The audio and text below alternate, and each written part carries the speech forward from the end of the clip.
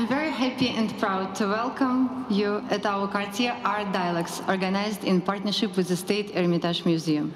Today, we will talk about different forms and formats of art and also trends reshaping creative field.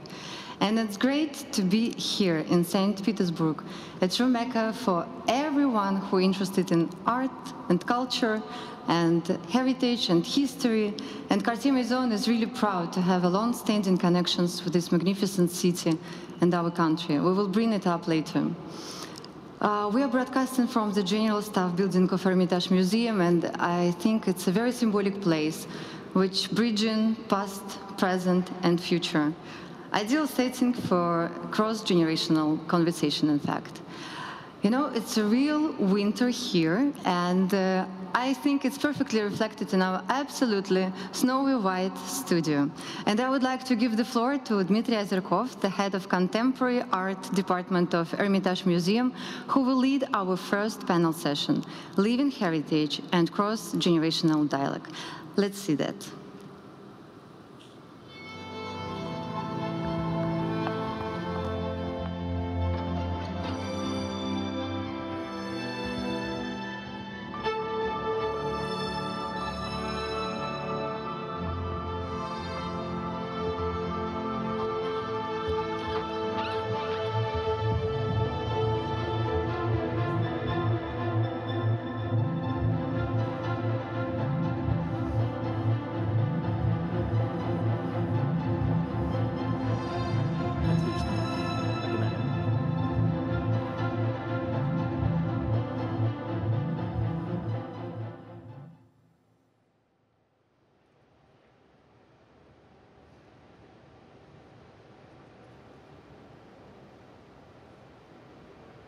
Good morning, everyone. Janina, thank you very much that in your introduction you let us see again this fantastic General Staff building of the Hermitage Museum. Here we go, and welcome to the Living Heritage and Cross-Generational Dialogue that opens the unique Cartier Art Dialogue Conference. The conference is dedicated to the topical issue of heritage preservation in the modern world, and it's timed to coincide with the exhibition that was just opened and became the culmination of cooperation between Cartier and the Hermitage Museum. I'm honored to introduce you to the participants of this first session. That is Mikhail Borisovich Piatovsky, General Director of the State Hermitage Museum, Cyril Vigneron, CEO and President of Cartier, Pierre Raineron, Image, Style and Heritage Director of Cartier, Laurent Salomé, Director of Château de Versailles, that will join us later, and Yanina Novitskaya, Managing Director of Cartier Russia, Ukraine and CAA.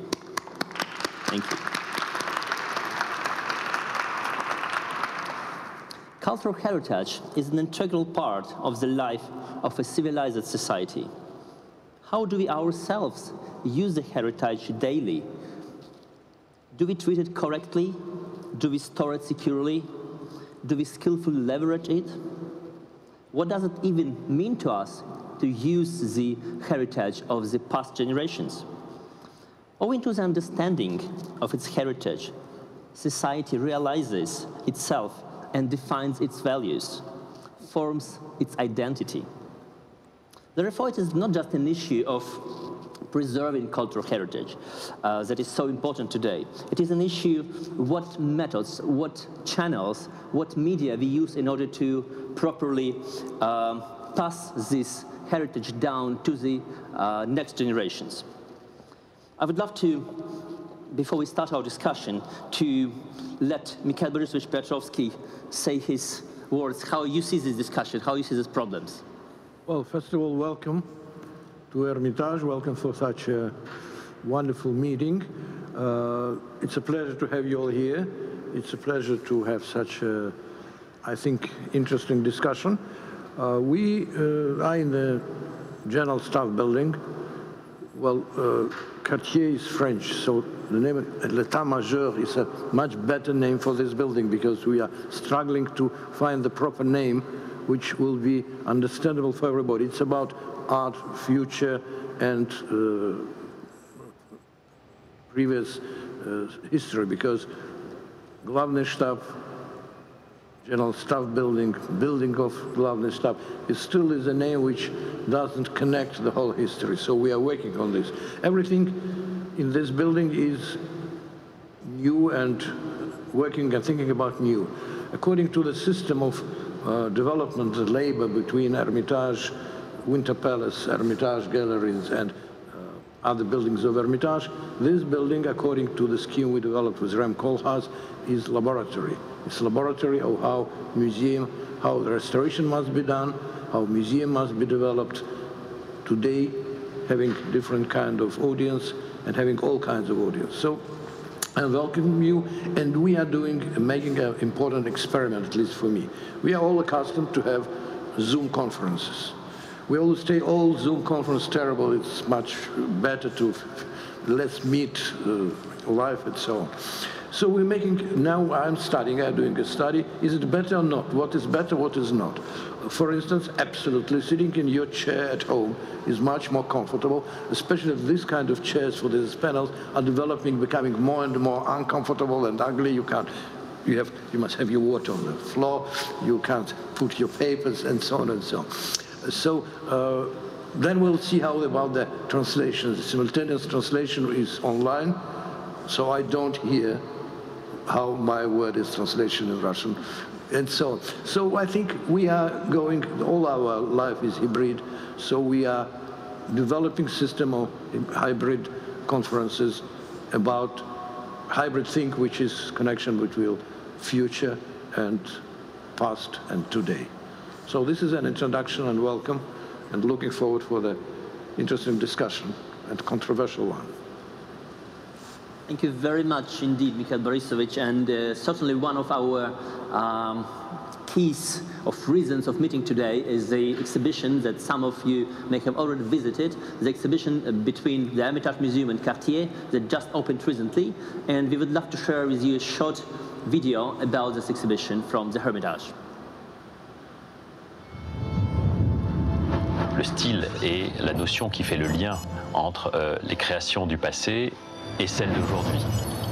Все экспонаты, которые реставрировались на протяжении этих 5 лет, all exhibits have been restored, are unique artifacts that shows different culture. An impressively decorated room, so it was all about finding a link.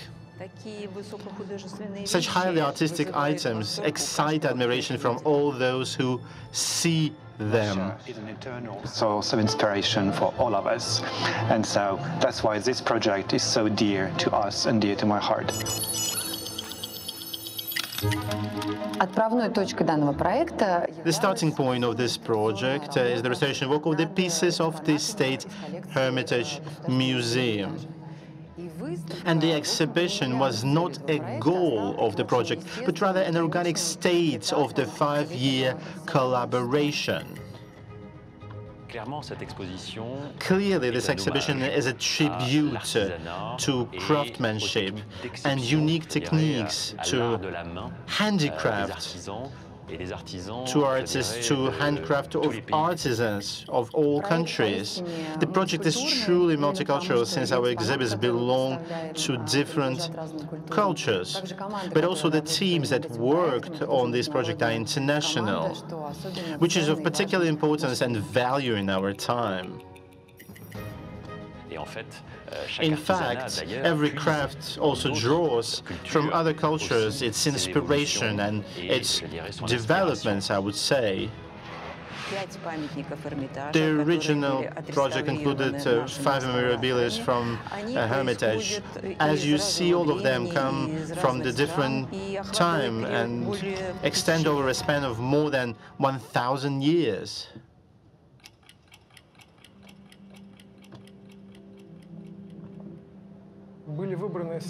The most unique items were selected and sent to our laboratory. These were pieces dating from the 10th to the 18th, even the 19th century. They required a rather serious intervention. We used all traditional techniques as well as new ones. As for the time spent on restoration work, it was on average about 6 months per exhibit. It is very long.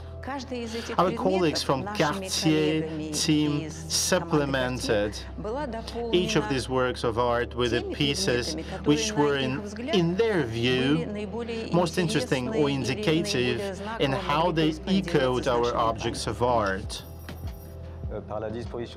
As for location, the dominant position in the center is occupied by a work of art that unites Hermitage and Maison Cartier. All around it are displayed like satellites and extensions, Cartier jewelry pieces gravitating as if they are pulled by invisible force. It's a link of continuity, be it stylistic or material.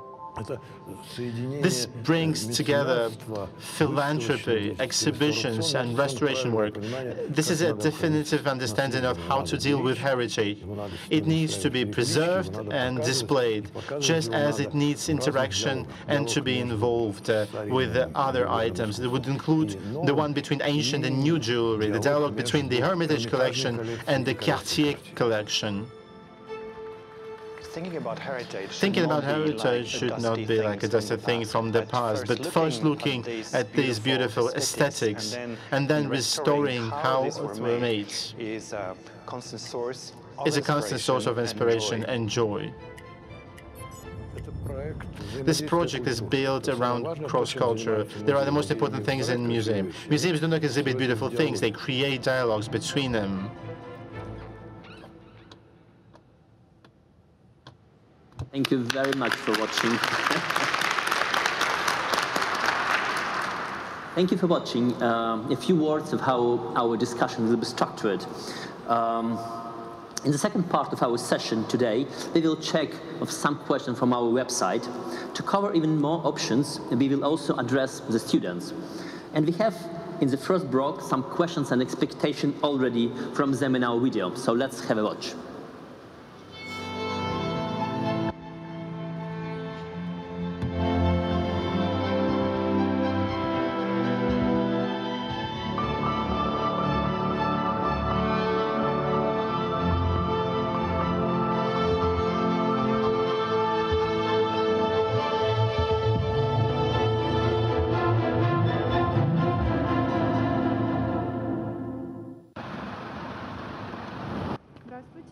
Hello, my name is Ekaterina Kozlova. I'm a student of the Youth Center. I'd like to ask a question. Is there an opportunity to restore the educational program for PhD students at the State Hermitage? And is there an opportunity to make a program or a course of lectures in collaboration with the universities abroad? Thank you.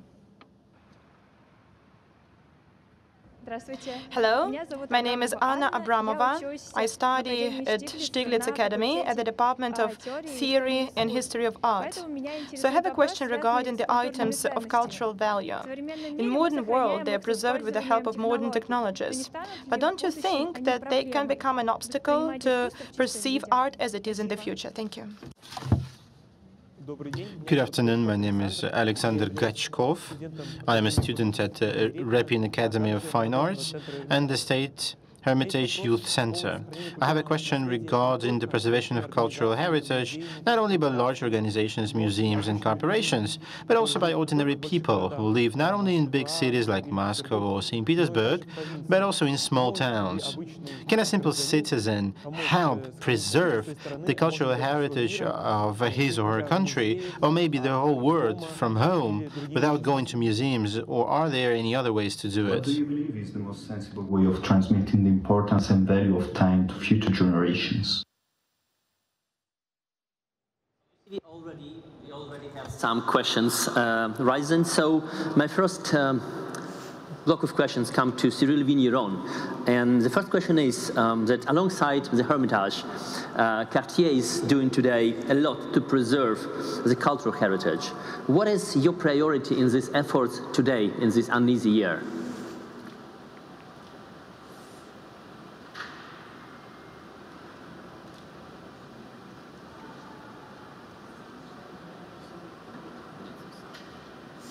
That has come and has defined our style.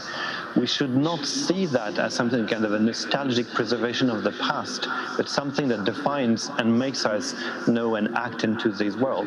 So everything that can come, of course, with the know-how in many ways, but all the patrimony that has been done by all the objects that have been done, but also all the ideas that came and all the people who have won is something that we value and cherish.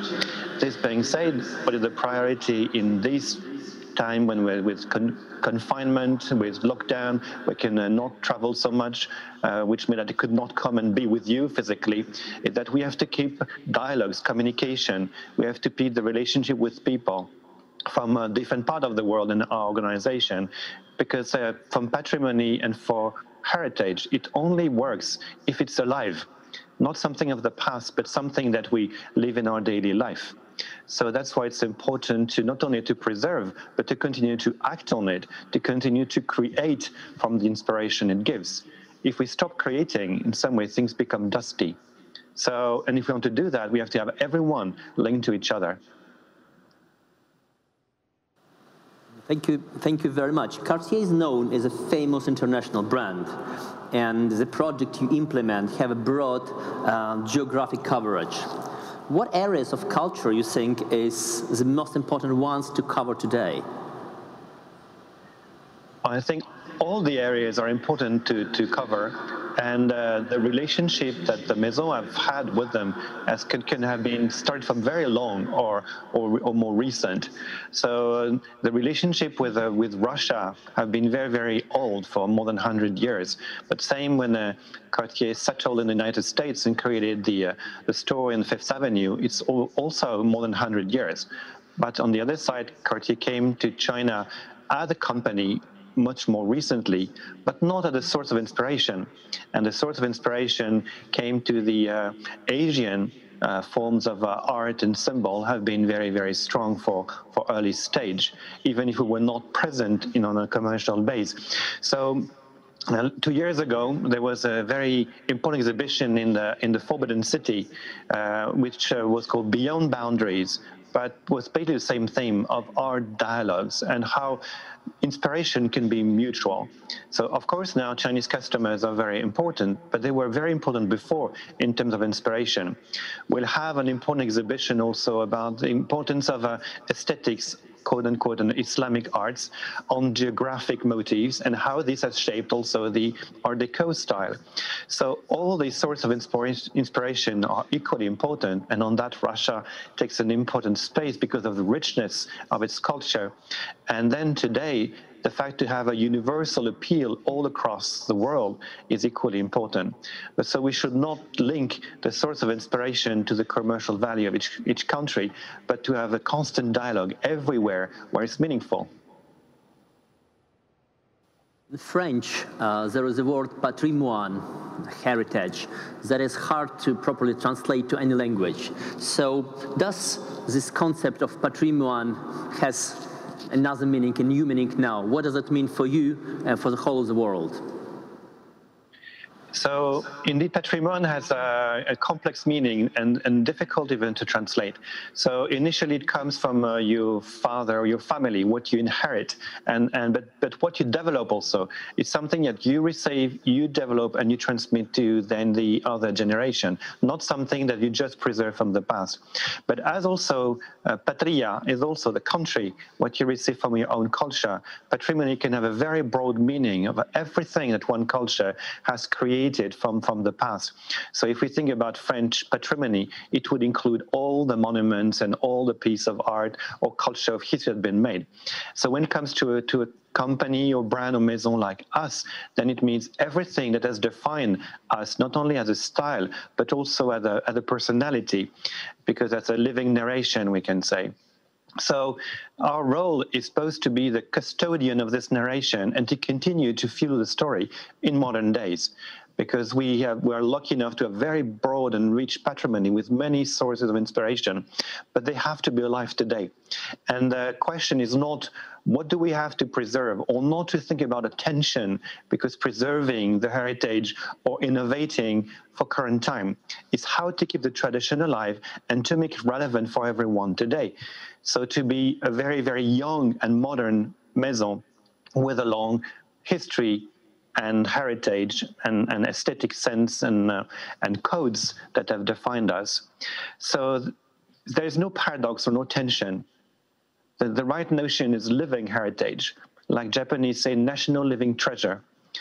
Patrimony and tradition being alive, and we constantly preserve, restore, develop, enrich, and prepare for the future, creating something today that will be the treasure of tomorrow, and respecting the treasure of the past to know how they can be beautiful for all generations today.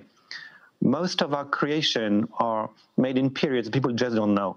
They cannot know when a design was made 10 years ago, 50 or 100, because they are relevant today and because they are truly timeless. So our patrimony is everything that's made us who we are, and our role is to continue to enrich it for today and for tomorrow. I have a question that interests many in this audience. Is the classical brand changing as its customers are getting younger? It should not. A real classic, is true every time. And that's the part where if you're truly timeless, you're contemporary all the time. If you try to adjust with times in some way to make something which just in the short period or just in the fashion, then you may be obsolete very soon. And what so far, we are a desirable maison all across the world and also across young generation. And this young generation appreciate creation which have been made today or in the past as well. So we should not change ourselves. So there was, for instance, the question, should we do connected watches? It was a very practical question about that. And I said no, because connected watches are connected to technology that is very perishable. 20 years ago, there were no iPhone, and probably in 20 years from now, they would have been replaced by something else, more convenient. But 50 years ago, the love bracelet and the Jus Saint-Cloud were invented, and they are still contemporary today, and they will be still in 50 years. So we are in a time span which is longer than some technology that changed too fast to be compatible with what we do. It doesn't mean we don't have to live with our time. It doesn't mean we have not have a Zoom conference. It doesn't mean we should not use WhatsApp or WeChat and others, which are modern way to connecting people. But we should be true to who we are, and what we produce are objects of lasting value. So being a classic means being contemporary all the time. And on that, I encourage you to read Italo Calvino when he talks about classic, and it's very, very accurate, or some Umberto Eco. But also I can say that, Ivan Bunin heroines, they are so contemporary and so true today. So it's not a part of say we have to write something new now, but how to find what these classic authors tell you, which are still relevant today. Maybe do a different staging, maybe do a different show in a different way to show it. If you want to do a story on Instagram, it will be different than if you're on stage in the Mariinsky, for instance, but the story would be the same, because these are universal stories that touch all human beings at any time.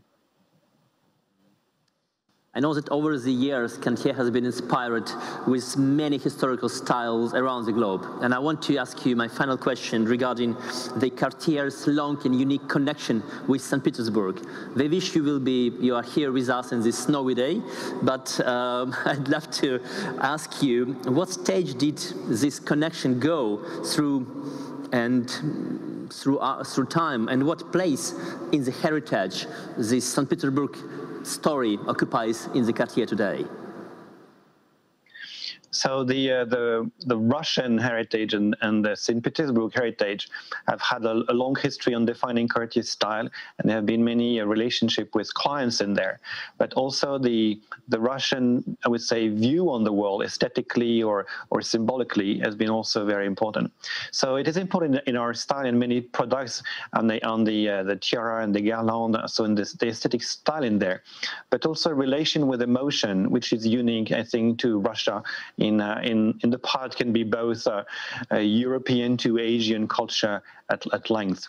So the way I think Saint Petersburg is reinventing itself today. Also, it's a part which is very, very inspirational. So in short, 3 parts: the old relationship of Cartier with Russia, the aesthetics was done, the products were made for Russian customers for a very long time, and how they feel about it, but also how Russian culture has influenced and inspired, and how also Russia is kind of reinventing itself, especially St. Petersburg these days. That is also important in our view and in our relationship with it. Thank you very much, Cyril. This applause go to you. And I pass my word to Janina. Mikhail Borisovich, State Hermitage has a network of the foundations across the world. I know there is a foundation in the US and also in Amsterdam. How do you federate and leverage across these foundations? What is the mission of these foundations? Well, it's not only foundations. Hermitage is a global museum in the global world. It became a global museum. First, it became Universal Museum, Encyclopedic Museum, at the beginning of the century. In the second part of the century, been a global museum. There is a slogan, it is museum. It's Universal Museum, which has an encyclopedia written in Russian language. So it's a Russian museum, but it's a world museum. It belongs to the world, and it's a very important part of the general concept of heritage, to whom heritage does belong. So we are global. We are trying to be present all over the world, outside St. Petersburg. Sorry, we are very arrogant for us. It's St. Petersburg and the world. And we have certain friends in Amsterdam, but we don't have friends in Moscow yet. But we do have organization of friends and Hermitage centers. We have Hermitage centers and Hermitage Sputniks in Amsterdam. That's what is connected with the friends. We have Hermitage Sputniks in Italy, in Kazan, in Vyborg, in Omsk, and so on. And friends. It's all interconnected. We want to reach different kinds of audience to tell them about Hermitage, not just about the objects which we have, about the style Hermitage is working, developing our style of presenting art, which is presenting world art in Russian language through tradition of Hermitage, which is, by the way, now we very much love the term museum management. So the 250 years of history of Hermitage is the best textbook in museum management. Not only it's a good text in the art history. So all this global network in different forms is our presence in the world. Thank you. During this long time, had been running the Hermitage, a huge and leading museum in the world. How has the attitude of the museum and that of the world to the issue of heritage evolved? Like when we start to speak about this heritage and the issue is that we should preserve it and to do something for the next generation. There are two very important issues connected with the heritage which you have to preserve through museums, and it's issue, what is heritage? To whom does heritage belong? Because we all know heritage belongs to all of us, la la la la la. You know, it's a very important idea. When a crowd stormed Capitol in Washington, one lady I have read said, "Oh, I have been here never before, but it all belongs to us. So that's why we invaded." We know this story from the storming of the Winter Palace. It belongs to us, heritage is ours. It sounds very good. But in general, heritage doesn't belong to us. It was given to us for keeping. It was given to us from our previous generation, and we have to keep it, enrich, and give it to the next generation. We have our rights to our heritage. They're very limited, because if we say it belongs to us, the final idea is, if I don't like it, I'll destroy it. This was Islamic radicals are doing, this is what Bolsheviks have been doing in Russia, this is what now people are doing in America and France, all over, destroying the monuments. The heritage belongs to the world and to history, and it's our obligation at certain limits to keep it. And that's what museum has tried to develop. I want to ask you one question that now all museums are making databases, and of course Hermitage is doing the database for ages already. So will this notion of the heritage change, because now databases are available to everybody and anybody can look at any object from a museum, you know, it kind of becomes international. So will the very notion of heritage change because of it? Well, I don't think so. I think we have to see how we adjust these modern technologies to the heritage and how we divide between, you know, copies have been done always. And copy has its own role in culture and art. Now we have virtual museums and so on. It's another kind of museum, which is good and important, but never forget that digital is not the best. Digital is the second best, what we need. You know, in music, now we have all the digital, the people who understand have the vinyl discs, and they know that it is better. So it's a division. You have this one kind of copies will be accessible to everybody. Another kind of objects will be accessible also to everybody, but you have to do something. Not only to buy a ticket, you have to learn something to understand. Art is luxury.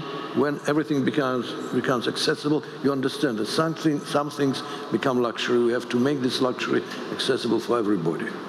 So this is how we do it. My last question, probably also we will be talking today in another session about the digital heritage, because what becomes digital now also becoming, you know, a heritage in a way. A photograph taken in the Hermitage in 2020 will become in 20 years something, you know, a document. So do you think this kind of material will become another part? Like we have the photography collection that was sometimes just documents, now it's artifacts and so on. So do you see the future of this now? Because most of our audience are people who know everything about gaming, blockchain and so on. So do you see this, do you envisage this new part of the heritage? Well, I think yes, we have to think how we keep it because, well, we have selfies in the museum. Yes, now we have special places in most museums where you can take selfies, so it makes you a series of pictures. Everybody with the Klimt's kiss, for instance, in Vienna, it's by itself is a series of interesting things.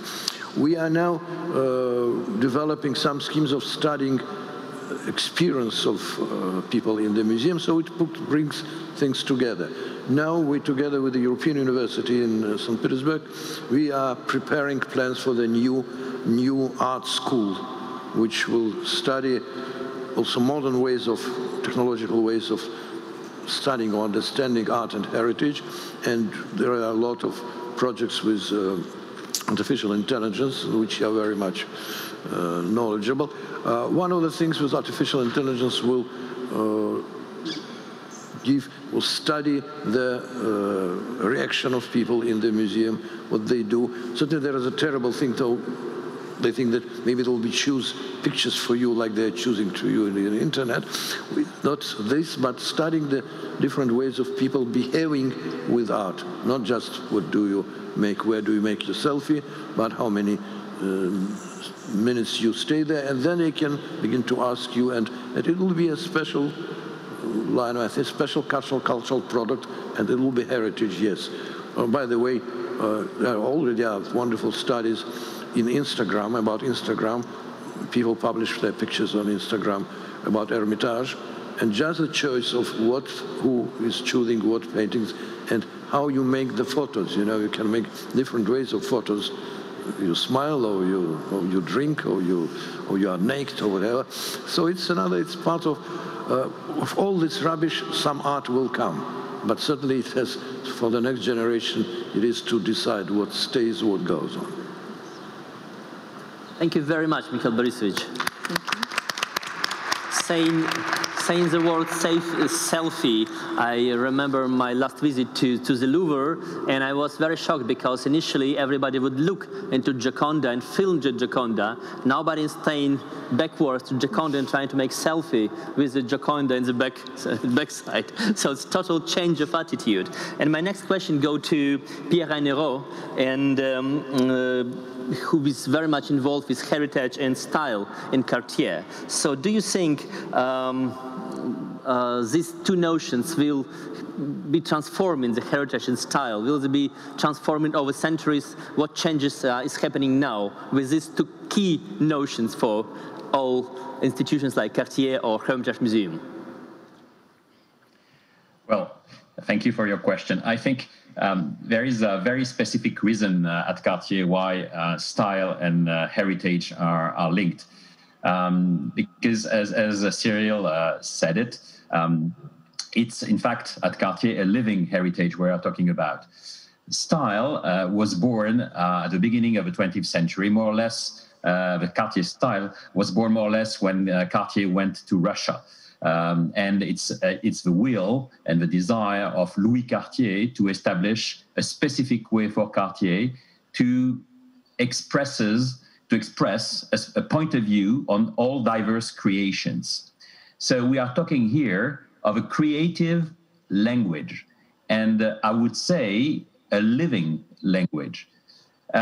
Because talking about style as a language, it means that the way we create is linked to a sort of grammar, meaning some intangible elements that you will always recognize in all Cartier creations. But also you have an aesthetical vocabulary, and in those pictures you see now, you see some examples like the cabochon, like some combinations of colors. And the Russian influence is very present in this vocabulary even today. So the style was born in a context what was very specific, the beginning of the 20th century. So these fundamentals are part of a heritage. So if the creators of today want, and they have to understand what is the Cartier style, they have to go to the heritage to understand all the founding elements, to be able to create a very strong evolution to that, and to make the contemporary Cartier language relevant for the persons of today, for our clients of today, all around the world. So that's why the two notions are very, very linked at Cartier. The style is based in our heritage. Our heritage is part of our, again, founding elements. But, it's like, someone, I was talking about the creators, it's like someone learning a foreign language. At the beginning, you have to get familiar with the grammar, the dictionary, and everything. But then when you have those notions in mind, you feel totally free, and you don't need to go back to the books. And that's the fact that happens today with our creators. Now they master, they monitor the Cartier style with a certain experience, and they project the Cartier style in the future, and their work will become also part of a heritage of tomorrow. Thank you, Pierre. Cartier stories can be described as a work with numerous styles, formats, and distinguished names. How does the Cartier brand manage to maintain its consistency and style? This is a very interesting question, because I think effectively Cartier is one of the maisons in the world with an incredible richness of expressions, many different expressions. And that's why the notion of style is very central, because it emphasizes the common point of view, because you can see also the Cartier style as a point of view on many different ways of expressing the creative mind. As you know, of course, we are very active in many different kinds of objects, jewelry and very, very prestigious also pieces of jewelry, but also day-to-day pieces of jewelry, watches, clocks, objects, many, many different kind of items are produced by Cartier. But the link is a very specific point of view around, I think, an array of values. We have values in terms of aesthetics, in terms of craftsmanship, in terms of excellence, and that goes beyond the recognizable style. It's a system of values that are really at the center of all the different creations.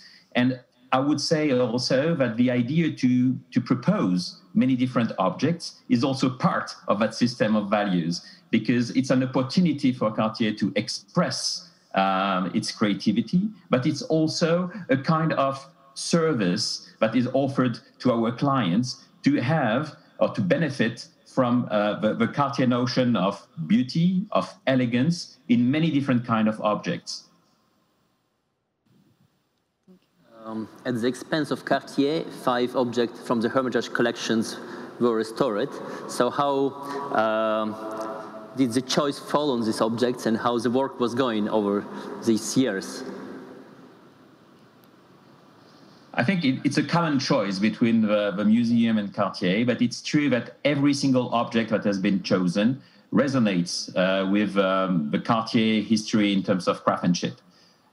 You have objects that covers a period of a millennium, 10 centuries. You know, you have a rock crystal sculpture from Islamic art, but also very interestingly has been remounted lately in another way.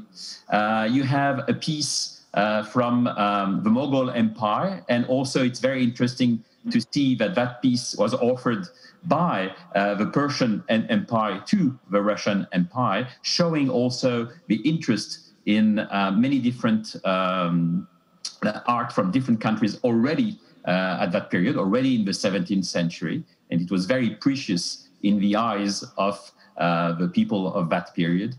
And you have also an object of the 19th century, so I will not cite them all. And you see that at the same time, the origin of the object, the craftsmanship of the object, and the style of the object resonate with Cartier. And that's why the selection of pieces from the Cartier collection that are presented today at the Hermitage, together with each of those 5 pieces, is very interesting, because it shows in a different way how Cartier, at its level, worked also with those different craftsmanships, with those different inspirations, and also maintained and developed and enriched those craftsmanships all through the 20th century and now during the 21st century. Pierre, and last question about digitalization. The digitalization of heritage, will it somehow change the attitude towards heritage and its various status? How and in what particular way should a brand with such a story change in the face of new digital trends? First, we should consider digital as an incredible opportunity. It's a way of sharing what we do, our knowledge, but never existed before. So it gives access to, again, those beautiful objects to a public who would never had access to that before. It's true for the public. It's true also internally, I say for the Maison, because it's an incredible way of sharing also everything that is in the heritage department for the creators, but not only for the creators, for everybody. And so this is very positive. I also totally agree with Mr. Petrovsky, because digital will not replace the creations themselves. I think to be in touch or to be in contact or to see personally the object is really at the source of the emotion, and to really appreciate how an object is made of, and the attention of the craftsman at the period when they created it, the spirit behind it, how it testifies from the culture in which it was born. It's something that you really realize when you're in front of the object. But again, digital is a tool, and a wonderful tool. I also agree that there's an enormous question about the way, in terms of archives, we will keep the traces of everything digital today. This is a challenge, and we don't have yet the answers for, let's say, our successors in 20 or 30 years from now, how we will deal with everything that is produced digitally today. And this is a real question. The objects hopefully will remain, but the digital images and the digital informations about those objects, nobody has the answer yet. because when we think something is permanent, we discover a bit later that it's not permanent at all, and there's a risk of losing the information within those tools. So yes, this is a challenge for the future, and that's why also the other way of keeping the information are still valid, and we should also have that in mind in what we do, in what to do today. Thank you very much, Pierre. Thank you for your answers. Can I jump in a little bit to add on both what Pierre said and what Mr. Piotrowski? So to explain about style, I want to make an analogy with Russian music. And when you talk about Russian classical music, there is a Russian style that goes between all the Russian composers, with the Tchaikovsky, Rachmaninoff, Scriabin, but also Prokofiev, Borodin. You can find a Russian style, but you can also find a heritage coming from other part of European. In Shostakovich, you can hear Bach, and this is a dialogue, and all come together. But even a smaller scale, the Bolshoi has a style which is different from the Kirov, and the Bolshoi is different from the Royal Ballet in London, but they all play on the same thing in playground. And that's some way, there is a Cartier style, rather broad, in the same way there's a Russian musical style. But also Cartier has a style which is different from other maisons in the way the Bolshoi can be different from the Royal Ballet of the Opéra de Paris. And I think this part are both linked with what heritage can be and how it can be alive, and how the differences can make each very, very specific, and how they can talk to each other. And as Mr. Piotrowski also said, there's something that digital can bring, that you can have all the music on your iPhone and you can download it very easily. But what would replace a magnificent show in the Bolshoi or in the Mariinsky or in the Opéra de Paris, when not only have something live, but you can also share all the emotion with everyone. And especially in Russia, emotion means a lot. So this part will never be replaced, either because something is physical or something as you share live with others.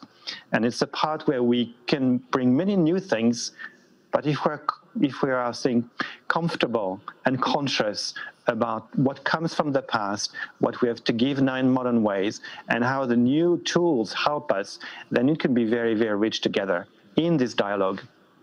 Sorry to interrupt.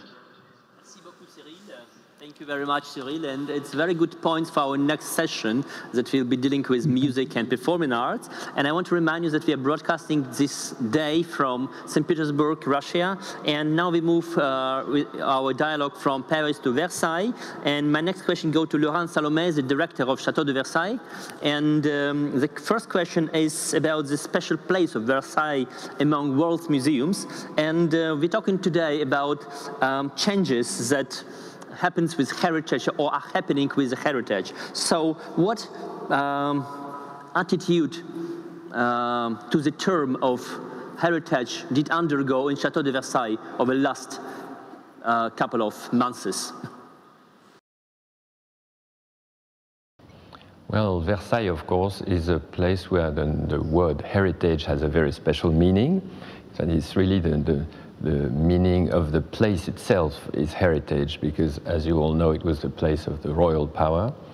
And the question after the revolution was to destroy Versailles, maybe. Many people had this plan for the palace, or to keep it, to preserve it for future generations, which very quickly developed. And fortunately, the idea of creating a museum in Versailles happened very soon, in the years 1790. And then there were different projects of museum, although Napoleon stopped the museum because he tried to live in Versailles. So we have a complicated story between the normal life of a palace, a place for power, and a place of heritage for the public. And of course, the second solution finally won, and Louis-Philippe turned Versailles into a museum dedicated to all the glories of France. And then the notion of heritage has changed constantly since that time until today, and we have a different vision, of course, of what heritage means. It's not just a building, even if it's a fantastic building with great collections of paintings, decorative arts. It's also a place to tell the history. And maybe today we have more attention for little symbols, little objects, ways to tell the story of life in Versailles. How did the people at the court live here? And people like those stories, even sentimental love stories, which were very important in Versailles. So heritage is a very vast notion. And here in Versailles, we have an opportunity to address all different types of heritage, including natural heritage, objects, but also history, memory, and music, creation, because it's always been a place for creation, theater, music, opera. So anything connected with heritage exists and lives in Versailles. Second question is about again, connection between Russia and France. As we all know, the founder of Saint Petersburg, Peter the Great, came to the idea of his residence, Peterhof, after he visited Versailles. So this transfer of the Versailles legacy took place at the Tsar's will. He wanted to do it. So many artists today continue to be inspired in Versailles, and we know that Versailles is working a lot with contemporary artists. So how do you feel about the issue of cultural borrowing and transfers of meanings and heritage today?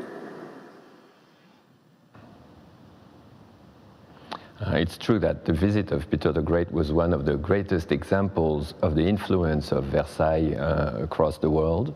There have been many others, and influences have always occurred in both directions, because of course, as you see in the Hall of Mirrors, Versailles is also inspired by Italy and the great palaces of the Italian Renaissance and Baroque time. And then artists from all over Europe came to Versailles, to the court. And of course, at the peak of the splendor of Versailles, there was a huge influence on Europe, and even across the world. There were those famous embassies from Asia coming to Versailles, and Louis XIV, the Sun King, considered himself as the greatest king of the world, so he had a real interest for all parts of the world. So there's something very international in the essence of Versailles. And of course, this continues today. We still have, and it's more and more international. Now our audience is completely international. We have 85% of foreign visitors. The French were only 15% before the pandemic. So it's really a place that speaks to the world.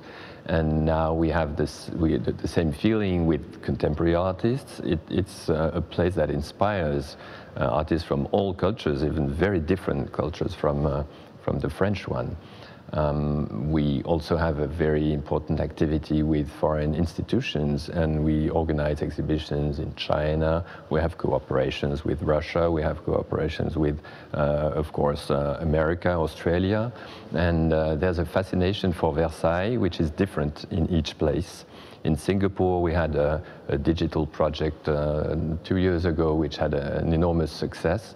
And we understand through those experiences that everybody has a different vision of Versailles. Some people think more of the king, some more of the queen. Some know that Napoleon was also an important character here. Some see the splendor and the power. Some see the poetic of nature and objects. So the fact that we are very international is, of course, a great richness. So my last question is about nature. We all know that in Versailles, historical and architectural heritage coexist with natural heritage. How should modern work on the conservation of natural heritage be structured? It's true that Versailles is also a wonderful natural heritage. The gardens are huge and magnificent, and we have to play with water a lot. That was one of the great dreams of Louis XIV, to master water, which was such a difficult element to control, and how to bring water to Versailles. He tried the most crazy works to bring water from rivers very far from Versailles, and never succeeded. He killed thousands of people doing this. And we built this machine, La Machine de Marly, which was on the River Seine to bring the water up to reservoirs around Versailles. So all this crazy project about water, we're still preserving it, and we're working the fountains of Versailles exactly with the same natural way. with gravity, as it was in the 17th century. And it's the same for nature itself. We're trying to understand the relation with nature. We have very famous gardeners who've been working for the king, and we know we have books, we have their treaties, and we try to, of course, recreate the same kinds of gardens, the same plants. We're working on the botanical science of that time, and we're always trying to respect the way things were understood in the 17th or 18th century in Versailles. So I think even in the gardens you have a very strong feeling of time, and we are recreating some of the bosquets, the groves that have disappeared. For instance, now we have a project with the Bosquet de la Reine, which is the only late 18th century grove in the palace. We are replanting the very special trees that Marie Antoinette liked, and it was a completely new type of garden, probably even the source of the new romantic garden of the 19th century. So this is all based on research, and it's important to know that working on a garden is as much research as working on the objects, the furniture and the decorative arts in the palace. It's exactly the same kind of work and another part of the museum. Thank you very much indeed, Laurent, for these answers. Thank you. We have a question for all of you, all speakers, and I'll address it first to you, Mikhail Borisovich. The question is very simple, but very important. We're talking about heritage today in the Hermitage. What does the world needs today in order to preserve cultural heritage for future generations? What is really needed, everybody has to look, to study, to see and inform what happens to every small piece of heritage, the public. Public must always make noise. If something happened with this or another object of heritage, because we have wars all over the world, we have wars of memory all over the world. We need everyday information from every private person by telephone to somewhere. Today something happened to this piece of heritage, something. So I think it's very important, so everybody will be together in saving the heritage. Vivian, what is your opinion and answer to this question?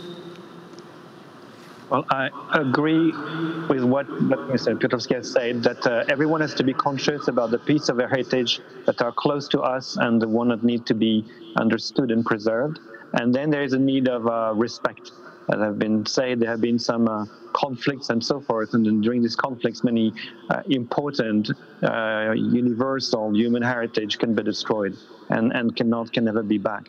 So there should be a global view of that heritage being the common human patrimony, and everyone is responsible to support it and to do it. And at the same time, having also the part that environment as a whole is a part that we have to support and preserve and develop in the same way we think about our art and history. Are the two things. Now, the natural heritage is as important as the cultural one. And when we have to make some choices, we should be careful. For you know, there have been terrible things happening in Notre Dame de Paris, where the wooden part burned. And so there was some question, should it be rebuilt in the same way it was 1,000 years ago? But if you do that, you have to cut about 1,000 of very old oaks. Does it make sense today to cut these oaks now, when you can do it another way, to do another carpentry that can make the rooftop appear the same way it was, in something lighter for the structure and preserving also the nature around? So we have to combine question in new ways, and we have to be conscious and talk about it openly. Thank you. Pierre? Well, I have two comments on the importance of heritage. First, I would stick to the common say that is, if we want to know where we are going to, we have to know where we are coming from. And I think another way also of saying that heritage is our identity. So if we want to know who we are, I think we should take care about our heritage. And I have a second comment on another dimension, which is very, I think, I don't know if it's selfish, but I think heritage is a huge enjoyment. you know, it's a joy. It's a joy to look at all the creations of the past and to understand the history, the human dimension in the building of a heritage. It's an incredible way of understanding the human nature and let's say human genius, I would say. And so I would say just enjoy, you know. Thank you very much, Pierre. Thank you so much. To sum up, I would say that we are now, today, enjoying this conversation in this encyclopedic museum. And I would, on behalf of all of us, I would like to thank again Dr. Michal Piotrowski for having us here. Thank you very much indeed. And I also wish to congratulate the Hermitage and Cartier for the fantastic exhibition just opened. So everybody is very much welcome. And in this first session, we have discussed the legacy of material culture of the past and the way how to develop it in the future. What happens in the music, in the performing art? This is the next session that will start in 5 minutes and will be presented by Anita Gigovskaya, the president of Condé Nast Russia. See you all in 5 minutes. Thank you.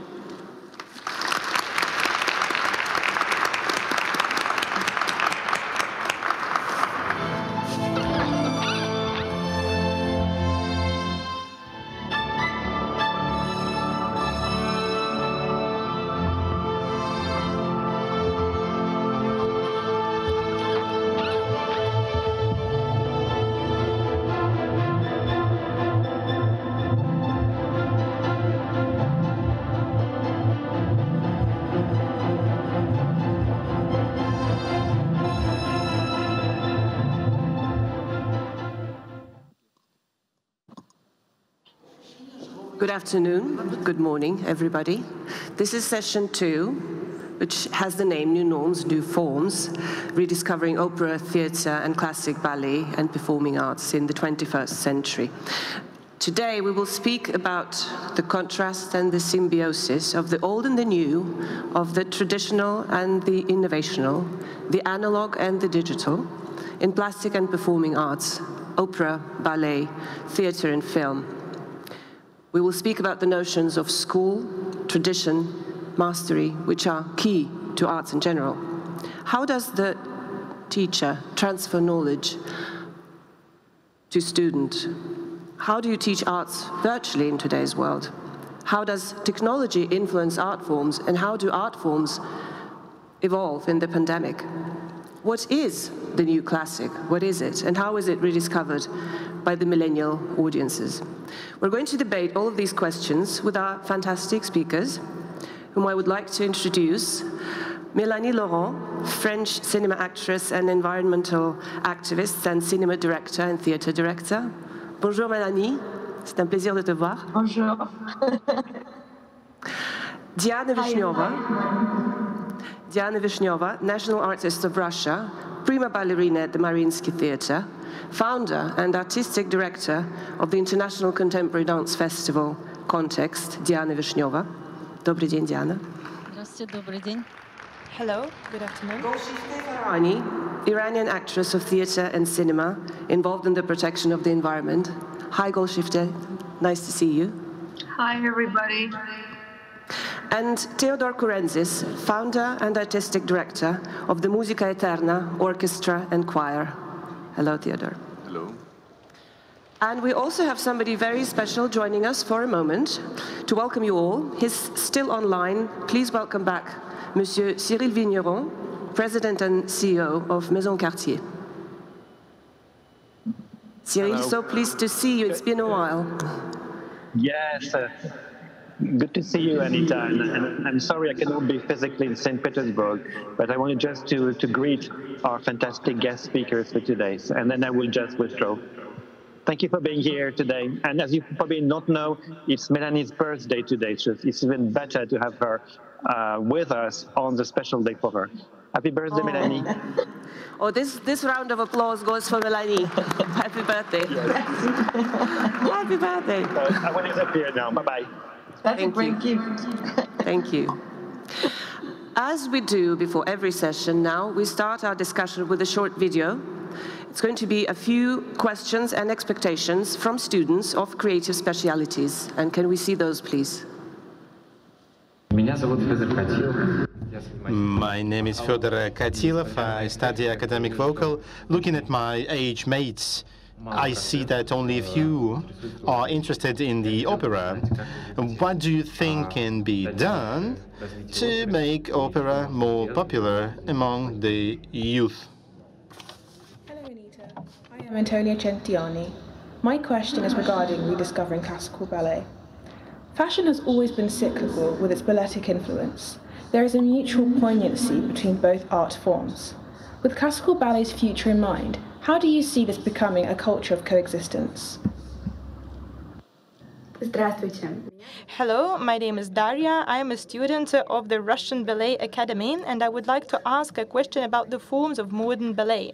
I'd like to start with the fact that Context Festival is a festival of modern choreographic art, but not a ballet festival. New productions in the opera and ballet theaters have a tendency of being performances. Choreographers choose not to use the elements of classical dance, which is the basis of the ballet. В связи с чем у меня возник вопрос, а чем сейчас является балет и существует ли современный балет вообще? Возможно, отказываясь от традиционных форм, балет переродился в нечто более крупное и всеобъемлющее, что уже нельзя связать рамками классического балета. Как бы вы определили эту новую форму? Заранее спасибо за ответ. Theodor, мне кажется, что первый вопрос, который был задан по поводу Theodor, the first question was asked about the opera. I think it was a perfect question to you. You are the founder and artistic director of the orchestra and choir Music Athena. So you are renowned internationally. You are an innovative director, but at the same time you are an interpreter and popularizer of classical opera and symphonies. Your method is called historically informed performance, which means that you perform very close to the authentic time when this piece was created. And when you perform, when your choir, when your orchestra perform, you use a lot of innovative methods. So what do you think about the future of the opera? I cannot give you a single answer. I'm not a prophet. I cannot foresee the future. On the other hand, however, we can foresee some trends for the upcoming 10 to 15 years.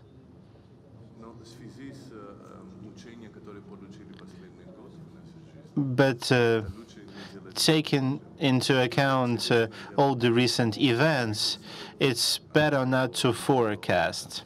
From my personal experience, I can say the following. Evolution in the opera comes with blood. Evolution in opera always faces major resistance from bourgeois part of society who wants to preserve it as a heritage. And naturally,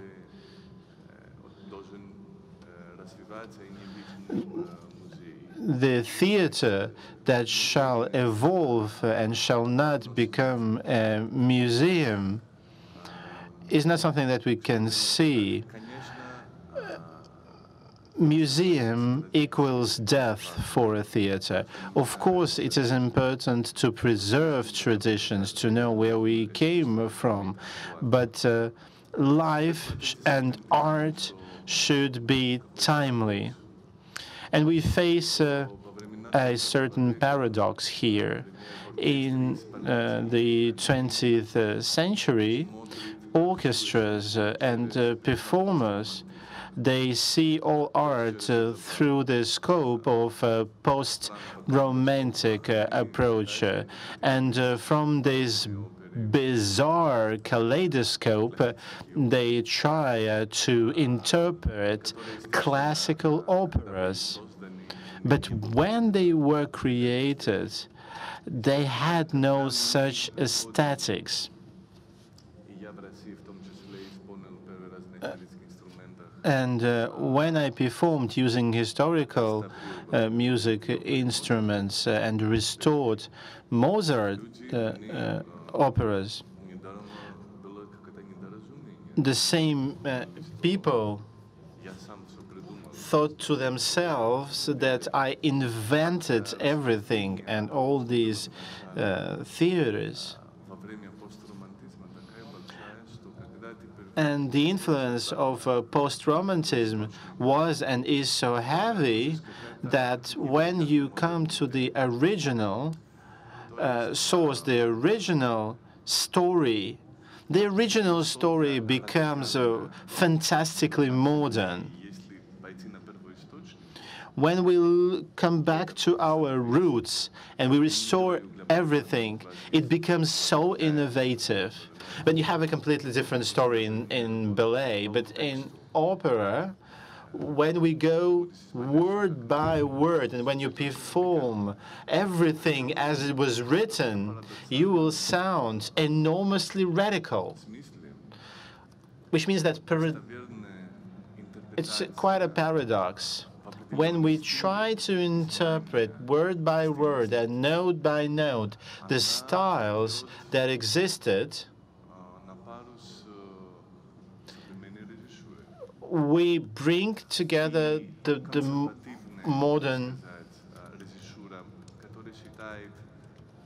approach to stage direction. And libretto, for instance, as we all know, librettos are not of high-quality creations.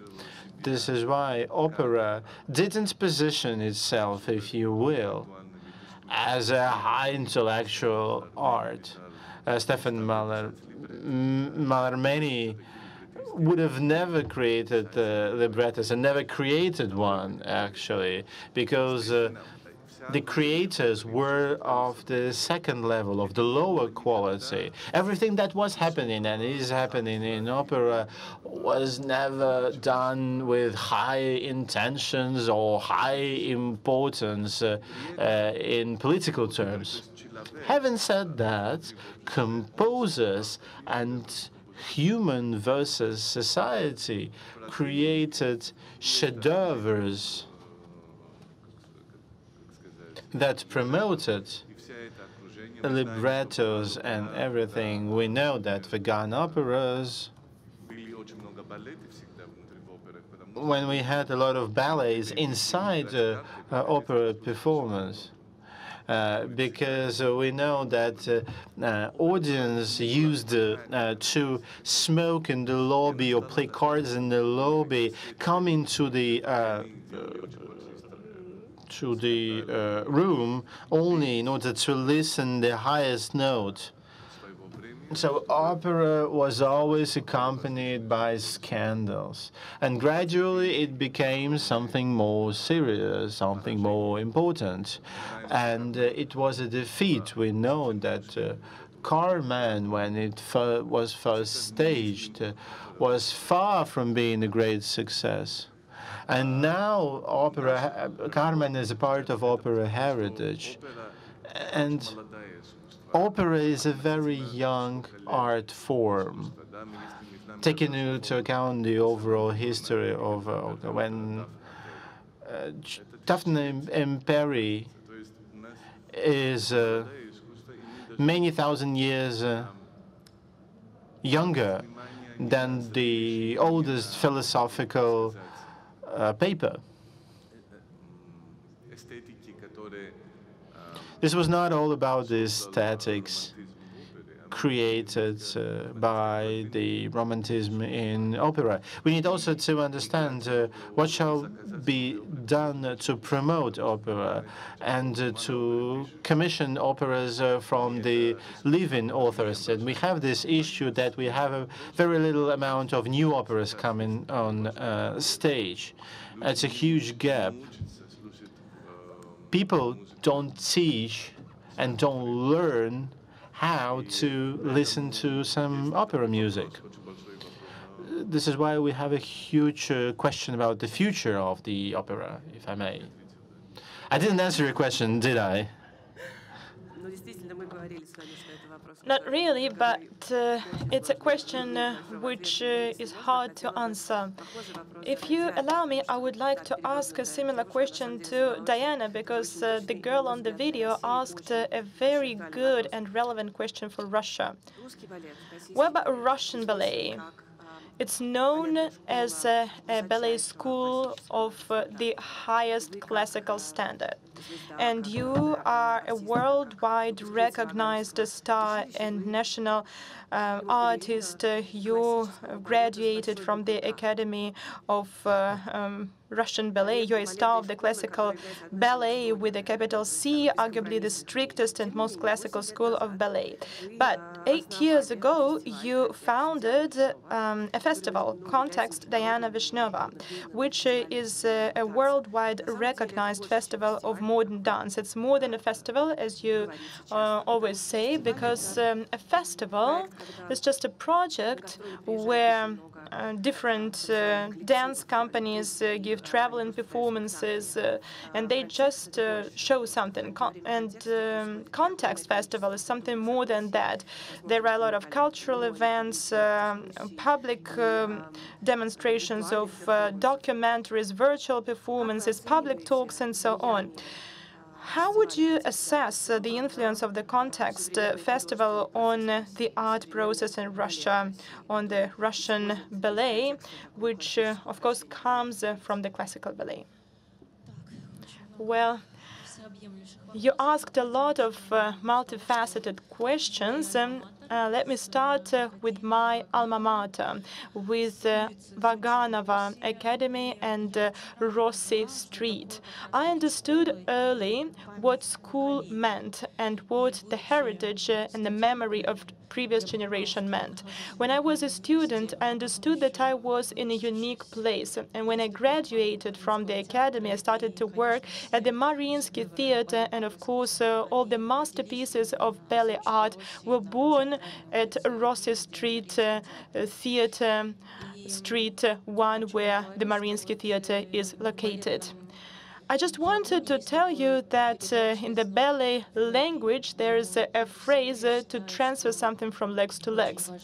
And I believe that it's very important to meet personalities. When you are 10 years old and you meet in the corridors true legends, from director to artistic director of the school to teachers and mentors. I can give you the list of all of them, but I don't think that people here know their names.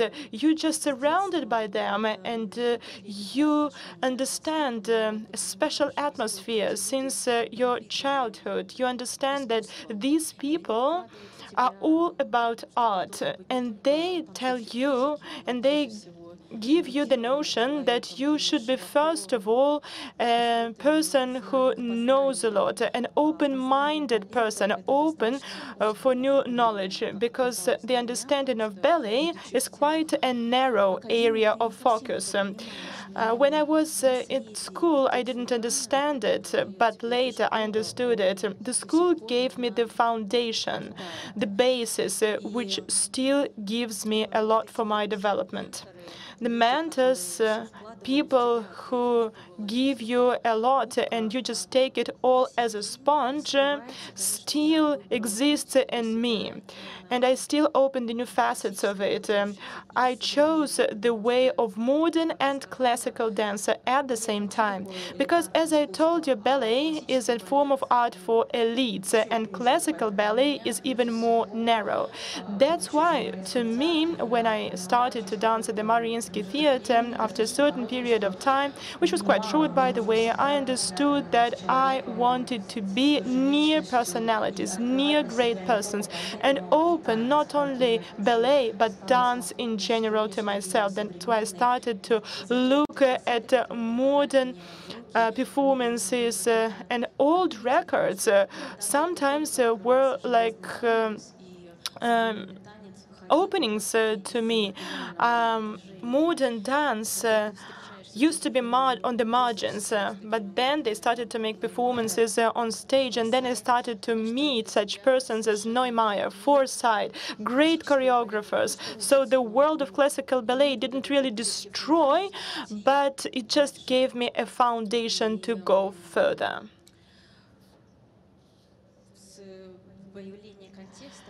When Context Festival was founded, I understood that it's a continuation of my path. I just wanted to share my experience with people, because Soviet modern dance existed, but it was not in favor. It was pushed away, and then we moved to Russian modern dance, and Russian modern dance also lived on the margins. So I thought that using the brand of my name, I could draw good attention to modern dance and then develop together with the festival, because it gives me an opportunity to develop too as a dancer, as a personality. I never had any controversy between classical ballet and modern ballet, because often people who come from classical ballet say that you can do modern ballet only after classical ballet, when you finish the career of a classical dancer. And that's not right, because your body will behave differently, your brain will also not give you an opportunity to move forward. It's necessary to go in parallel. It's a difficult way. It was really complicated, but it was fruitful. And I started to understand my body differently. I improved the understanding of myself as a dancer, and I transformed into a leader of movement, and the name of the movement is Context Festival. It's not only about traveling performances. First of all, it's about the movement of amateurs, artists, students, who come from different countries, from Western countries. We are not just a platform for performances. We are a platform for raising awareness about dance. Our main mission, and it's quite progressive, I believe. I'm proud of my mission, because the mission of the festival is to open new Russian choreographers and to support modern Russian choreographers. Dana, you said that you didn't feel any controversy inside of you between classical ballet and modern ballet, but did you have any pressure from the outside? I had it, but it didn't stop me. And nothing can stop me. All my life, I do things which are not regular, but my will has always helped me. I heard that someone was against it. Why does she do it? What for does she do it? Those were the questions, but I just didn't pay attention to them. Intuitively, I thought that it was the right time, and I think that I created a trend. It became a public event. It transformed into an important festival which was supported by people. And you know that without financial support, it would not be possible to organize it, because every year you are stressed out not only to organize financial means, but also to choose proper participants. It's a kind of work which lasts all the year round. Not only my work, the work of the whole team, but it's really exciting. It gives progress and movement to the whole Russian dance in general. So Panfilov, Olga Pona, Vaganova, those were the names in the past, but now the new generation comes. After 8 years of Context Festival, we have a huge database of the names, and some of the names are already used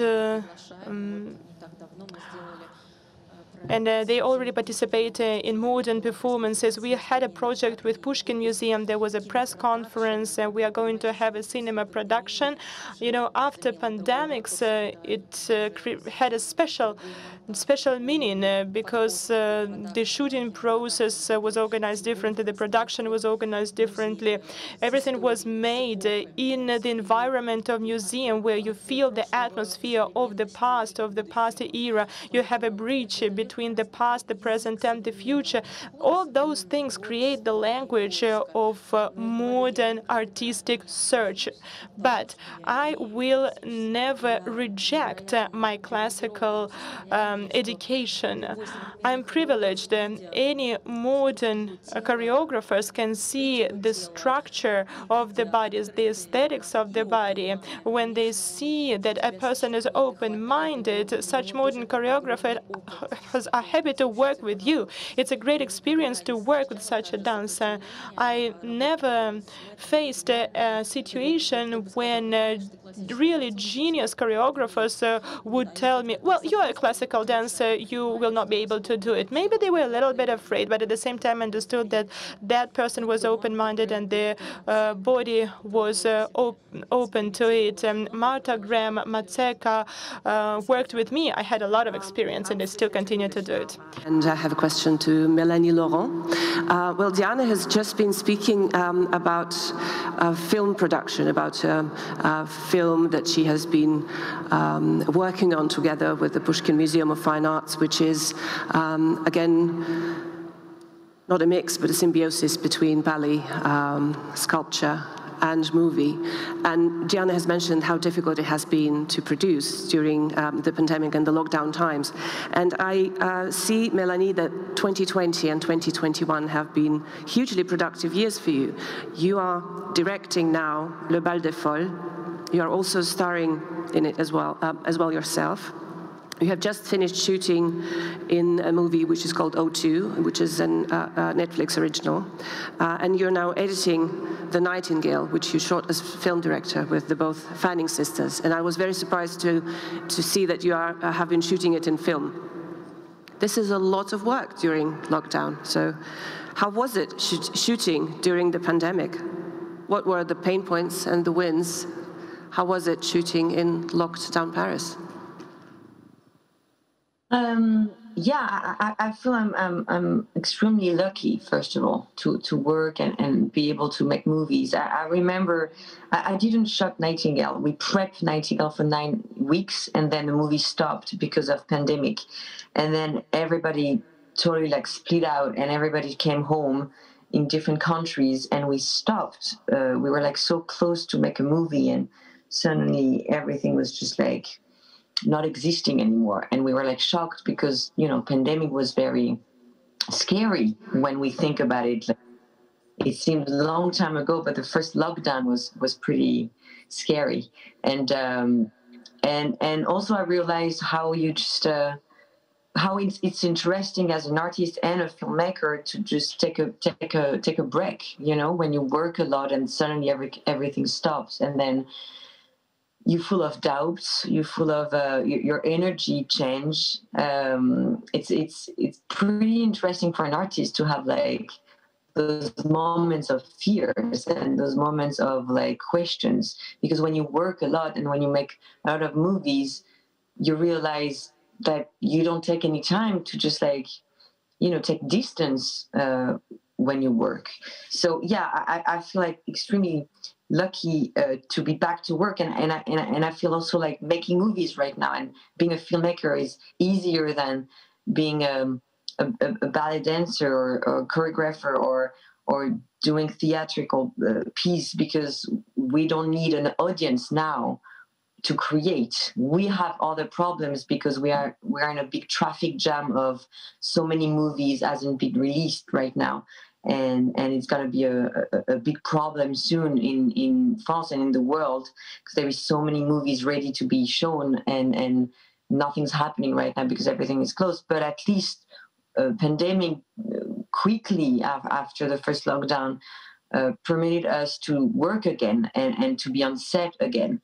Now, is it funny to create and being on set when everybody wear masks and when you have to take distance, where it feels totally at the opposite of making a movie? Usually you want to hold people, you want to talk to them closely, you want to share things, and you just you're leaving set, but doesn't mean the day is over. You just want to drinking glasses of wine and just still talking about the next day, and then suddenly nothing was.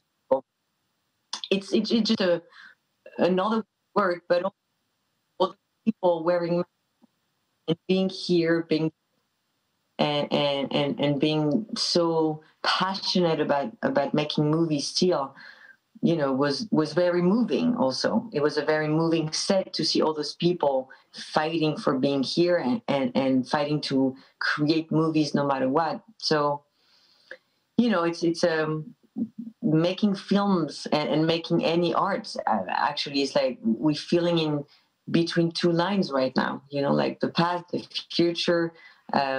You said I used film. Yes, that was a specific choice.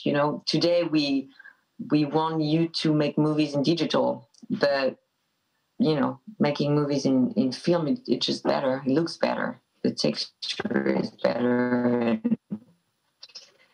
And my dog is here.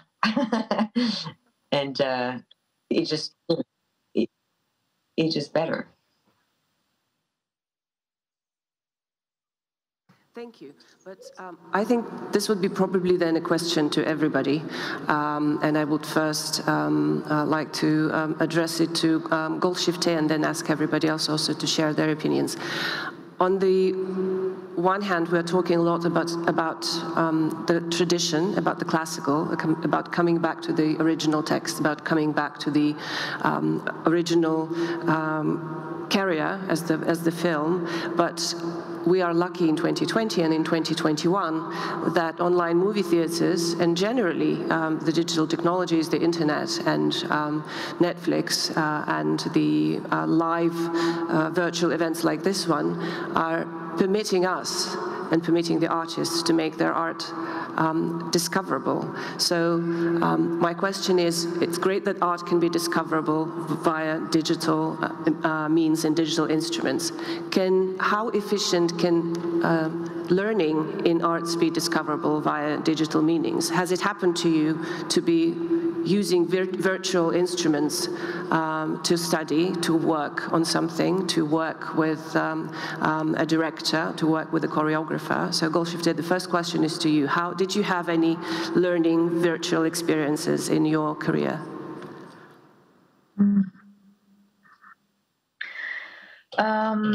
First of all, I want to tell you how grateful I am to be among you, because a few years ago I chose to go and live in nature.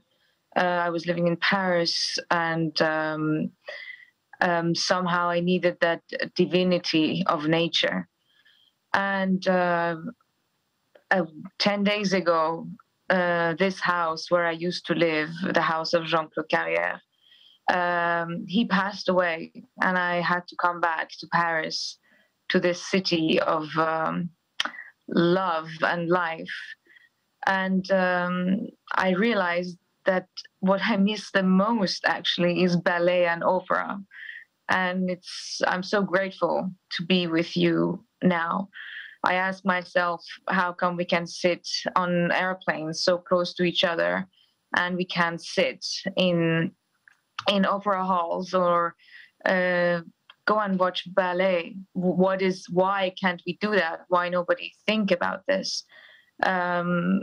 And it made me very sad, because I realized, me living in nature now for 5-6 years, I went to this divinity of nature, and I realized humans created art to compete with the divinity of nature. And now we are missing this divine force of culture. And it made me very emotional when I was seeing Opera Garnier and everything so closed and cold, like body of Jean-Claude Carrier that was very cold. And I felt, wow, it feels cold. In this pandemic, it feels cold. And then I had a walk in this house and I saw all the books. I felt this presence. And also what you were talking about tradition, I had this image in my mind that all the trees, all the plants, they start from the root. There's no plant that can, not many, that can start with no root. The root is strong, the root is in the ground. But sometimes the same tree that is in the forest, on the mountain, or on the beach that is too much wind, there are two different trees. One of them, they bend completely to somehow survive. And the other one is just going up to the sky.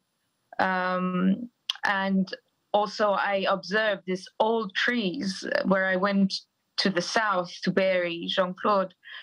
For me, when you were talking, I felt that is classical. That is the classic. That is, yes, the tree is there, but from the same root, a plant can choose to be something different. A plant can choose to be a bonsai. A plant can choose to grow differently, completely from the same root. But ironically, the root is always there. And I was very inspired by what you were saying. And what is it? Are we all... I went to the music conservatorium. I studied classical music, and we were all doing the techniques and everything, and we were coming from that. But then you can be free and go do whatever you want with it. And about this 21st, I mean, this 2020 and 2021, what we are living now is this knowledge that is around us, but how can we have access? And for some years now, I go to this meditation retreat, silent retreat, that there is a tape that has been recorded in 1983, almost the year I was born. And for 10 days, or sometimes 20, 30, 45 days, we sit for 12 hours, sometimes a day, and this tape with all the instructions about what to do, how to meditate, where to go, that has been recorded many years ago, is there.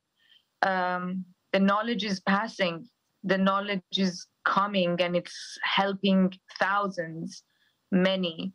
I think for thirsty people, they will find water. We can find water, even if it's not this contact of heart to heart. As Melanie says, we can't sit together and drink wine anymore. We can't feel each other's aura, temperature, whatever, that feeling that it's coming only from closeness.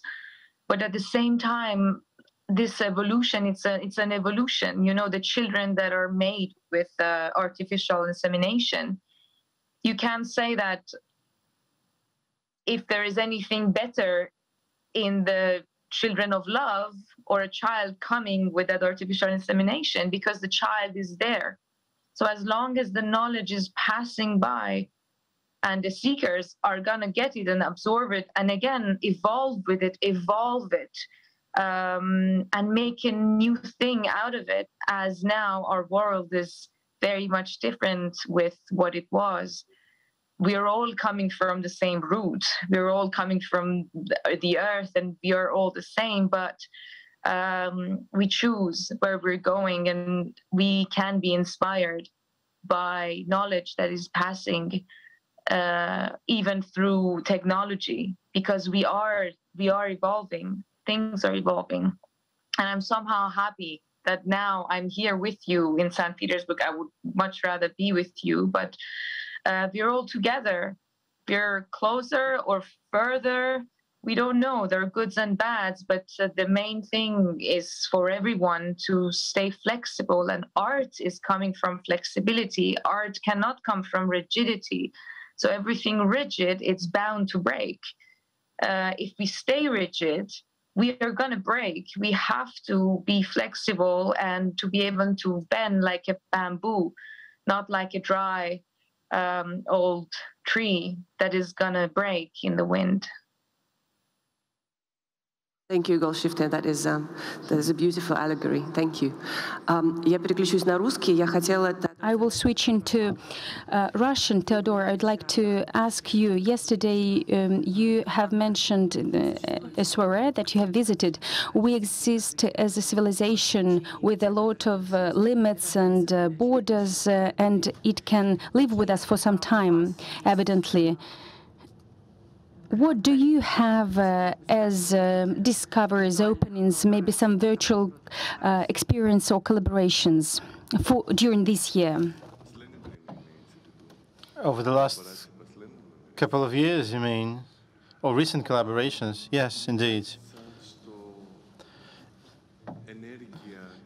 It seems to me that the energy in between two people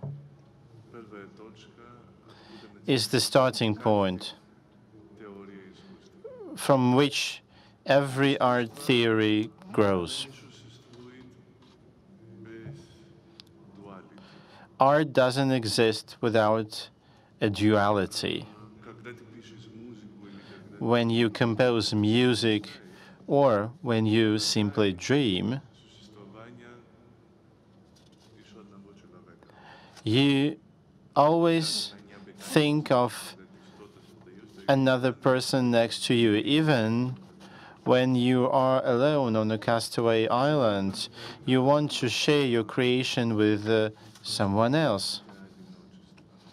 We live in a sort of space solitude. The only signal of life is a communication between two people.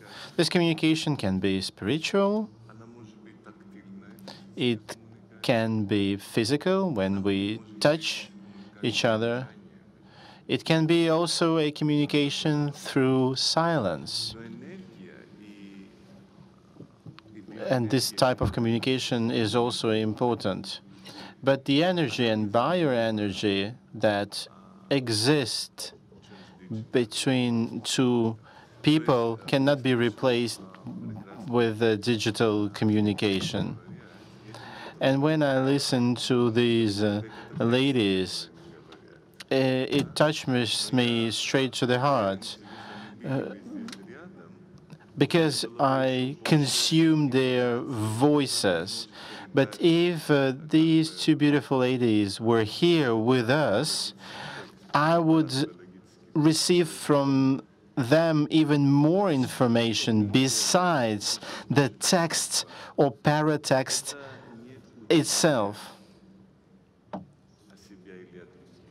Art is not a science about you, about others, or about the world. Art is something that brings us together to reformulate questions that are being asked. Art is all about questions. Art is not about answers.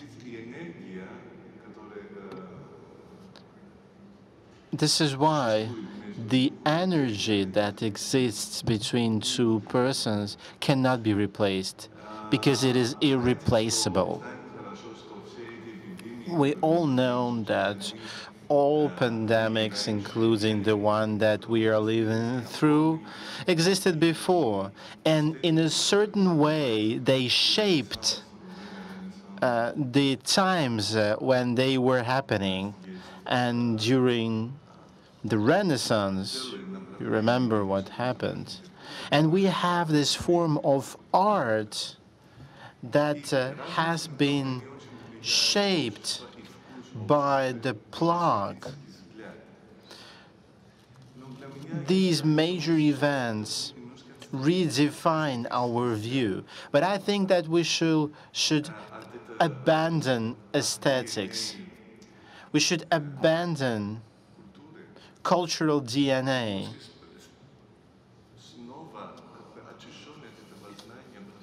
And free from all of this knowledge, we need to come back to the roots, to start communicating little step by little step, by something one person can give to another person. This will give us a more fundamental approach to the art, because art is all about communication. Art is also about comforting ourselves. Is it even possible? Whether our battles can make this work happier, or can bring consolation, or it's a false consolation because we will die anyway, tomorrow or a bit later. We are going inside this life cell, and this life cell is full of contrasts, and through these contrasts we take a lot. We take this mixture, and in this mixture maybe the sense of our existence lies. I do agree with you, but technological instruments help you and us to continue to do what we are doing. Diana, my question is to you. For the last year, you had a lot of sudden openings, discoveries that couldn't be realized because of the geographical distances, but it could be done thanks to the virtual connections. Yes, sure, a lot has changed. I'm listening to brilliant girls, and they are in the lockdown right now. I understand their feelings, because we were in the very same situation in August. Right now, everything is more free, and we are more privileged because we have an opportunity to dance, to perform. We have what we have thanks to the directors of the theaters, and this is the opportunity for us to work in the halls with the audience. Me as an artist cannot live without the scene, without the stage, without live emotions of audience. And the situation right now, from the digital standpoint, gave a lot to the theater. Choreographers created in their homes, and they were shooting this on their smartphones. But for me, it was a sort of dilettantism. It was because of the freedom. But first of all, you try to find out the opportunities and the questions and answers. But for me, the support was important in between our industry. And I felt this a lot. I found these new initiatives for me. I made a lot of podcasts with people, and I have shared with the ideas that you do not present in the public. And it makes us unite, and this opens some human approaches to us in everything. But theater moves to the direction of the connection with technologies, and this is a progress. But how should we use these technologies? What would be the production like, shootings, with all those online formats? After pandemics, this should be changed. It should be revised. And the angle of viewing and the shooting itself, it should be different for the performances, the assembling. Online will not disappear, it will not come away from us. But when we come back to the normal life, I think that the world has changed a lot anyway, and there are a lot of changes right now. And the new genre appears, the ballet shooted as a film and assembled or cut like a film. Yes, these intersections of genres, it gives us new ways. The operators and the scenarists, they give their new ideas, not to shoot it from different angles, but it gives us a new understanding of art, because if of a sudden you will be closed, you will not feel this energy anymore. But it gives us a great interest. interest. But the survival of a ballet in Russia, I have said that in this world, I understand what's going on in Europe and in the US, and people not only lose their form or shape, but they lose their profession. They cannot be in big cities like New York or Paris because they pay for their apartment because of their work, and thus they cannot continue their activity. If not, they leave those apartments and they go to their parents' houses. So they are looking for some other ways to work, and they're choosing for some new profession. So maybe during pandemics we can lose a generation in the career. I was speaking about with Theodore. A musician cannot be at home. An artist cannot live at home. We are very dependent from being on stage, from this contact with the public, with the spectator. So I'm happy, and we are privileged to be in public. But the fact that the world has changed drastically, I see in this that some truth was ruined. But nevertheless, I'm optimistic. We, as professionals of our activity, we see this hope for transformation, for cleaning, and I have opened a lot during this period of time, and I understand that each time I appear on stage or during each project, it gives me some new impulse or inspiration. And you know, everything was clear before. You know, your schedule was pre-planned 2 years beforehand, but now it has changed. All has changed. Nothing, you see, and you try to open new borders, new boundaries.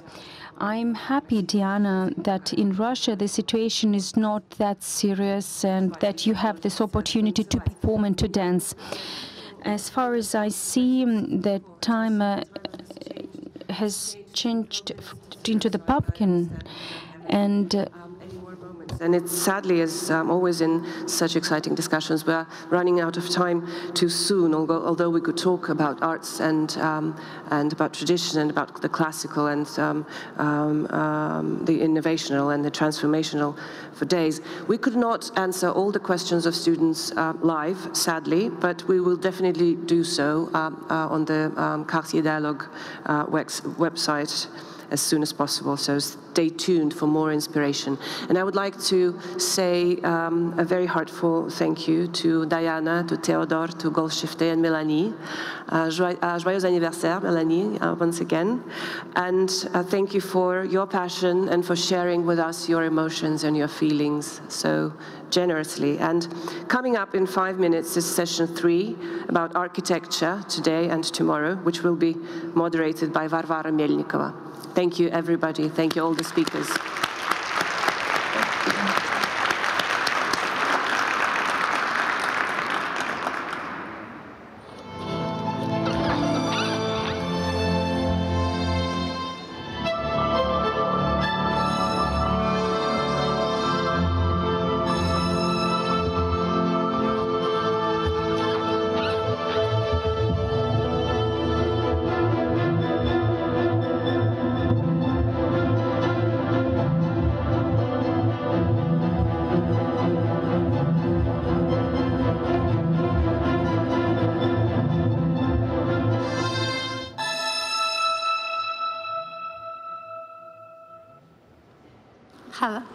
Hello.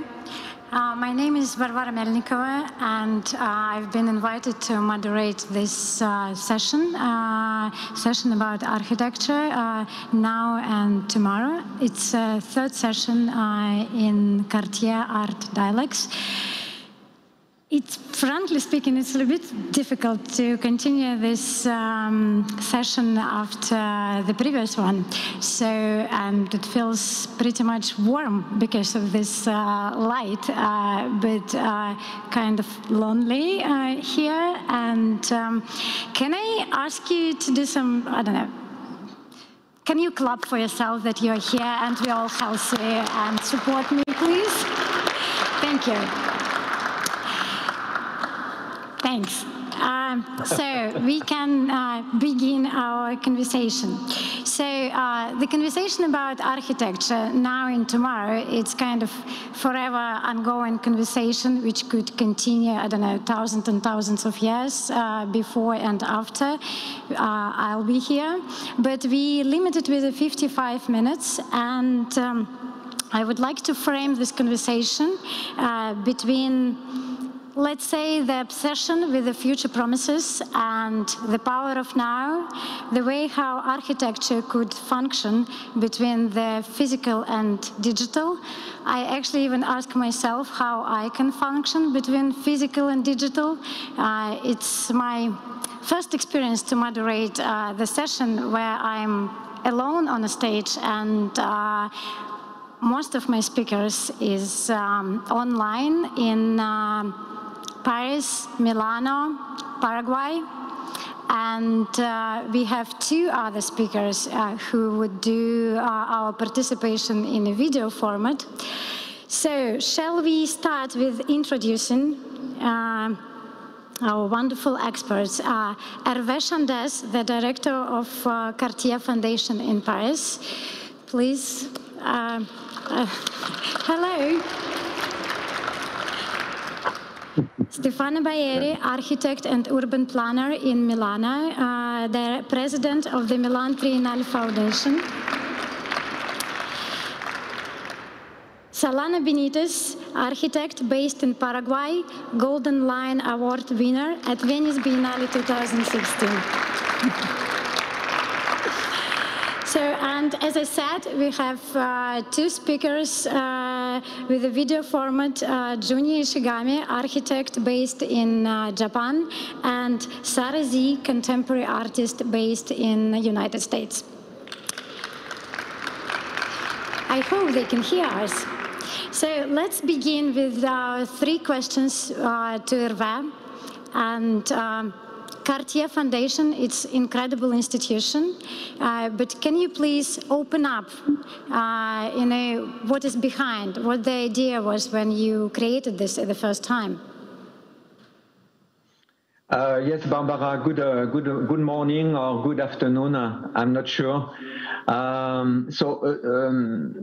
Fondation is Fondation Cartier first. It's an art institution created by Cartier in 1984. And the Fondation is based in Paris in a building designed by Jean Nouvel and created by Jean Nouvel in 1994. And the Fondation developed also international program with art institutions, especially partnerships we have with the Triennale de Milan, directed by Stefano Baeri, who is here today, and with the Poway Station of Art in Shanghai, China. So basically, we organize temporary exhibitions. We also develop a program of performing arts, and we publish books. All creative fields are invited at the Fondation. It goes from visual arts to sciences, and it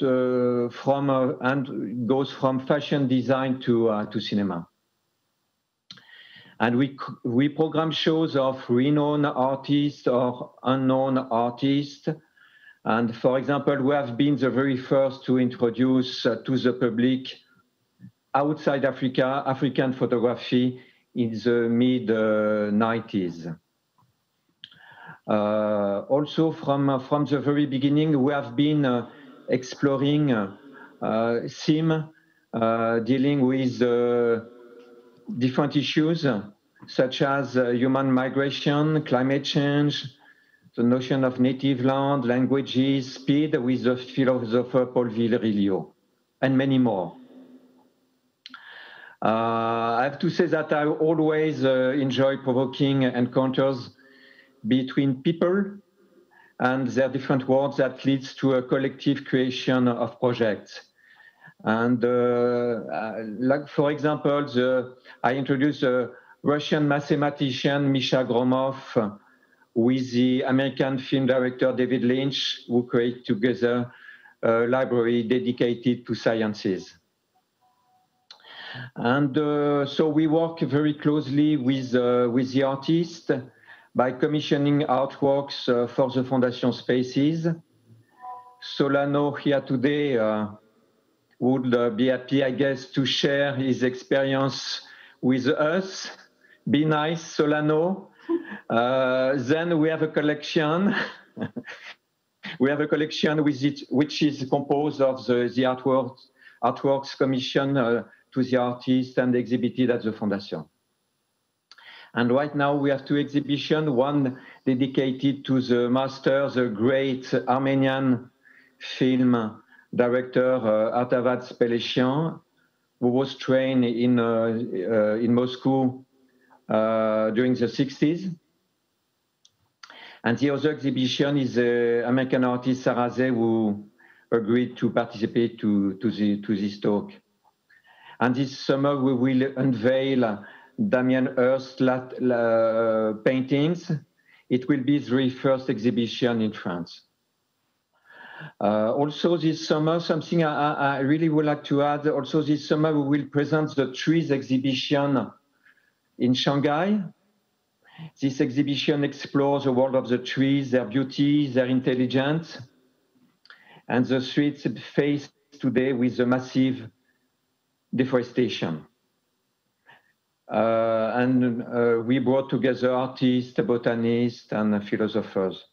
So to me, it's a trees exhibition. It's a very good example of what we like to do at the Fondation, to meet with the audience, exploring and connecting different fields of creation and of knowledge.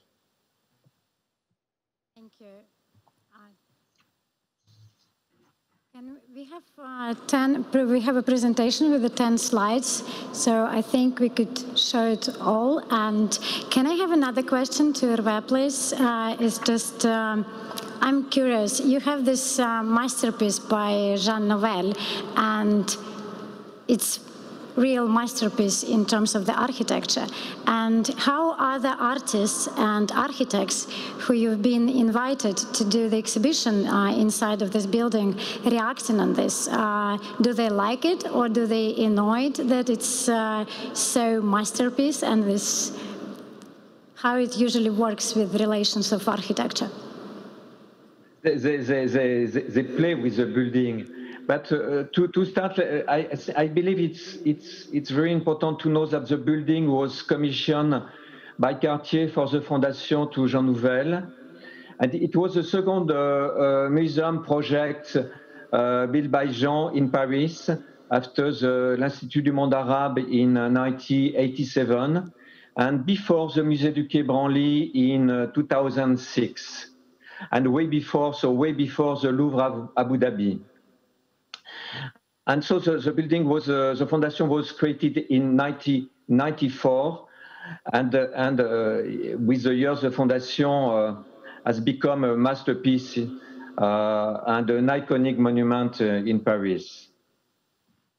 And also about the space, and I will speak about the relation between the exhibition, the artist, and the building itself. But about the building, I think it's important to say that it's not a neutral space. It's not a white box. Absolutely. And in the building you have the immediate feeling of singularity when you enter the Fondation. For example, the different layers of glass give a sensation of openness and flow because of the transparency between the city, the sky, the garden, and the building itself. Then you have the contrast between the two different exhibition space of the building. The ground floor, you have the transparent galleries with no walls. We call these galleries the nave. And the other floor, the basement level, it's the crypt that can become a cinema or a conventional gallery. So with these two spaces, Jean Nouvel conceived a relation between light and darkness, interior and exterior, open and introvert, day and night. So you have this dialectics between contrast and synergy at the same time. So these are the tools that we are given to us to conceive the artistic program. And so the aesthetic of each level floor gives a lot of possible sceneries for the artist, like a stage. And that gives the artist a wonderful freedom to create and to imagine, which can also bring some surprise sometimes. So because we don't have a total control of the relation between the exhibition and the building, that's what I find absolutely amazing. And this lack of control, and so the beauty emerging from it, come from the changes in the exhibition design and perception. Indeed, from the morning until sunset, the light plays different reflection on the glass galleries layers, and the exhibition is shifting all day long. So the visitors are trying to guess whether they are looking at an artwork, at the screen, at the garden. So this blurring feeling between reality and reverie, the different sceneries during the day and during the 4 seasons of the year gives the living dimension of the exhibition, as if they were alive. And that is what makes the Fondation galleries unique for the artist, and I will add for the public. Thank you very much. So, and my next guest will be Junya Ishigami, and before we're gonna switch to his video, usually architect's philosophy is speak the best by his work, and so can we see a few slides of his work, please? Yes, and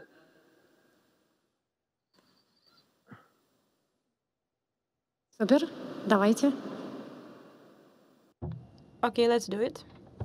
Okay, so it's Plaza of Kanagawa Institute of Technology, which is basically totally white and empty space where students is supposed to think about how time should be spent and rather than how space should be used.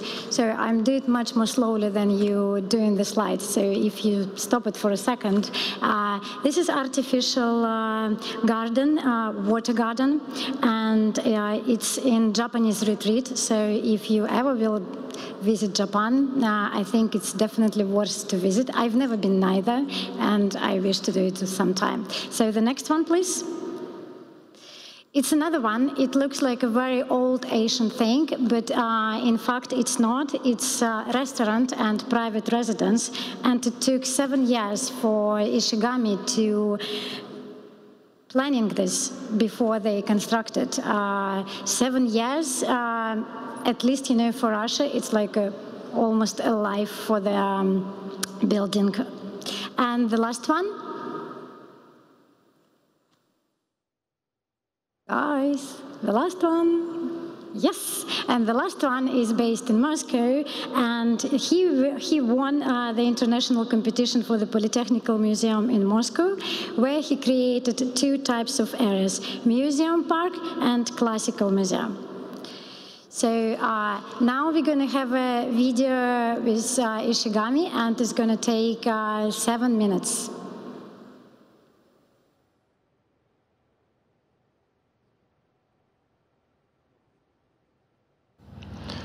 そうですね、現代テクノロジーが、建築の考え方に影響を及ぼすことっていうのは、当然あるように思っています。今のこのテクノロジーによって、世界中さまざまな地域とかさまざまな人たちと簡単につながれるようになったわけですが、その状況っていうのはやっぱり建築の考え方にも大きく影響してきているんじゃないかなと思います。で結果、僕たちはいろんな人とつながったり、どこへでも来たりとかっていうのが、少し前まであったわけですが、その状況こそが、今の、コロナとか、そういうが瞬間的に世界中に広がったということも、考えられるんじゃないかなというふうに思ってます。でいろんな人たちと、いろんな文化、いろんな地域の人たちとこうつながることによって僕たちのこう価値観っていうのが一つじゃないっていうことが分かってきてるんじゃないかなというふうに思ってます。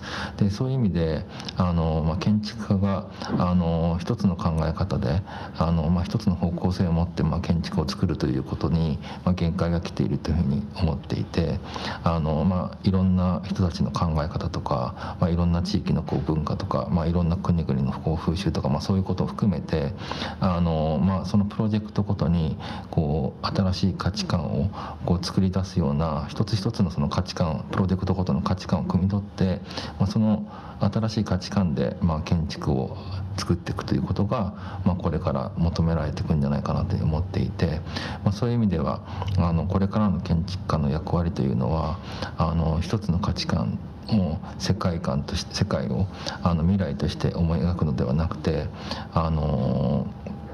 できるだけ多くの価値観の建築をできるだけ多くの形で回答として示していくことが必要なんじゃないかなというふうに思ってます。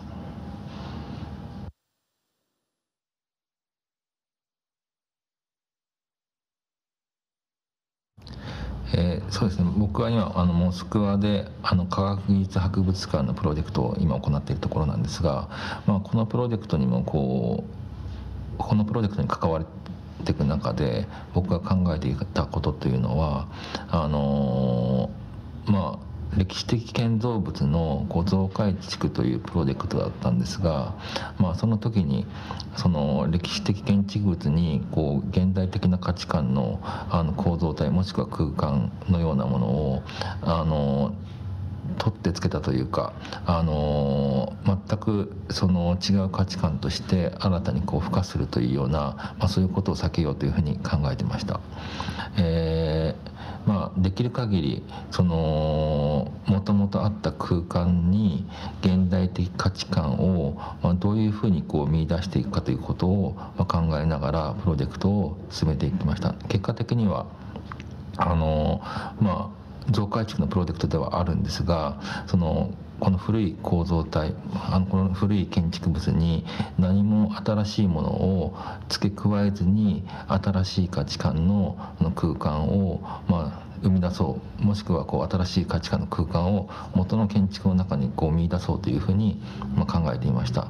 でそういうことで僕がその過去と未来をどうつなげていくかということを考えるときにはただ単にその現代的価値観を古い価値観の上に置くというのではなくてむしろ古い価値観の中に現代的な価値観をどのように見出していくかということが大事だと思っていて人間のその活動っていうのが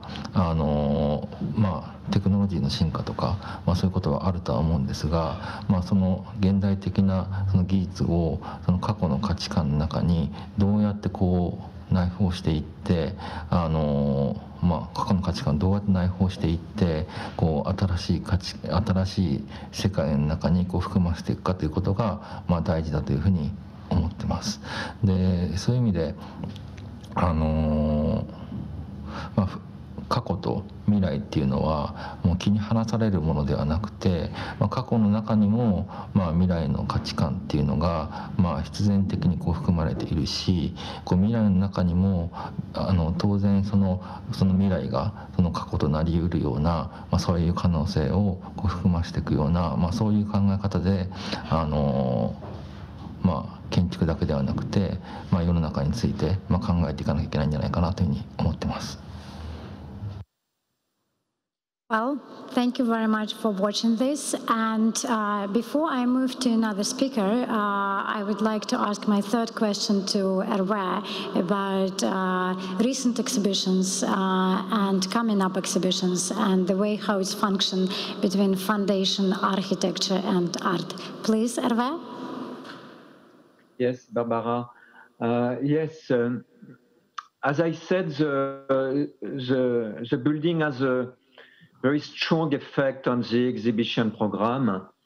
And that is why from the beginning, I have also worked with designers, some unknown at the time, like Ron Arad in 1994, or Mark Newson in 95.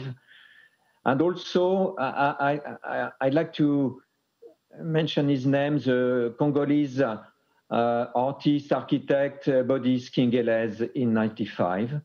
And also we worked with the great masters of Italian design, such as Alessandro Mandini, Andrea Branzi, or Enzo Mari.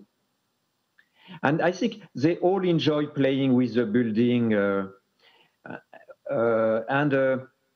I think every single one of them beyond any question of age or experience. And I also invited the architect Elisabeth Diller and Riccardo Scofidio to create installation for shows in 1999 and for another show, Native Land exhibition in 2008. And because we like to develop a long-time relationship with the artist, in 2014, Diller and Scofidio were invited to create at the Fondation an exhibition which title was Musing on a Glass Box. You see, with this title, you have it all. And I think it perfectly explains the building and everything I've just said. And we also use the building to introduce to the public a younger generation of architects, like 3 years ago, the Bolivian architect Freddy Mamani for his very first project outside Bolivia, or Gloria Cabral and Solano Benitez for their second project in Europe after the prize in Venice. And in 2018, we invited the Junya Ishigami for his solo exhibition at the Fondation. It was his very first survey in his life. And now the exhibition joins the Fondation Cartier's collection. So these 3 exhibition projects were also pure architecture. I think for me, it's important to mention that since the 3 of them actually built in the spaces. So the whole process was very architecture, if I may say.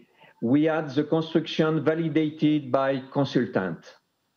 And so we can say that we practice architecture at the Fondation like Russian dolls, something like that. And this to say how the Jean Nouvel building and the garden are sources of inspiration. And to conclude, I will add that this lack of control and so the beauty emerging from the building, from the changing in the exhibition design, are very inspiring. And indeed, from the morning until sunset, the light plays different reflection, and the exhibition is constantly shifting. So this is what I can say today between the relation, about the relation between the exhibition program and design and architecture. Thank you very much for sharing this with us. And our next speaker will be Sarah Z, and it's American contemporary artist and sculptor. Can we show also a couple of slides of her recent work, please? So it's exactly Foundation Cartier where she did the recent exhibition called Night and Day. And also she created a mobile app with AR technology called Night Vision 2020. So if you want, or if you have Wi-Fi, you could actually download it and see how she could use it. So can we start with the video of Sarah, please?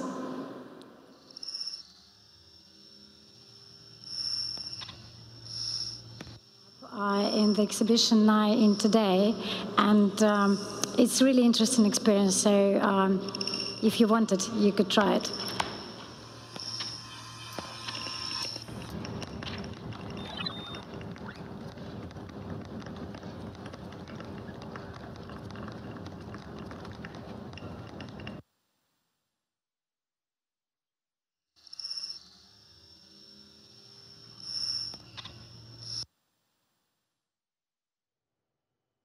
And now we're going to have her video where she will share her vision and her thoughts on our questions.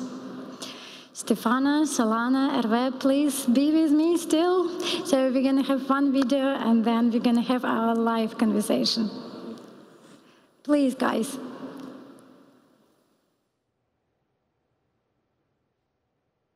So this is something I thought about, you know, even before the pandemic with my students. They often would have, would be buying materials online. So they'd say, I want something red, I want something fuzzy, this is for a sculpture. And they would receive it and it wouldn't be the red that they thought the red was, and it wouldn't feel the way it seemed it would feel in the digital. And that moment of finding this kind of gap between what is a digital reception of something and a physical reception of something is something that we're constantly negotiating, we're constantly making sense of, and is just a real part of our experience. And it's that in-between space, it's this kind of hybrid language that is real, and more real for you know, the younger generations. And the younger you get, the more they're kind of indoctrinated into a new kind of language that is really part of their everyday functioning, whether it's, you know, ordering food online rather than smelling it in the restaurant when you walk in and saying, that's actually what I want to eat. So they're really, you know, learning a kind of language that incorporates both. Please pay attention to her background because she's shooting in her studio, and behind her is actually huge paintings, which is her ongoing work. Not being there. One of them, the most primary one, was sound. So the idea of a surround sound or a sound that creeps up on you, or the volumes, you completely lose that. It completely flattens in the video experience, and that's something we tend to prioritize the visual. And so that idea of a kind of environment of sounds around you was something I totally changed on site. I changed all the volumes. I did a sound piece outside so that when you came into the building, the whole piece would be blurred into real sound and the sound of the piece. And I also realized that the videos needed to be both on the floor and the ceiling, so that when you entered that world, you were entirely surrounded in three dimensions in that space, and it encompassed you. And that was something I did not figure out until I was on site and saw it there.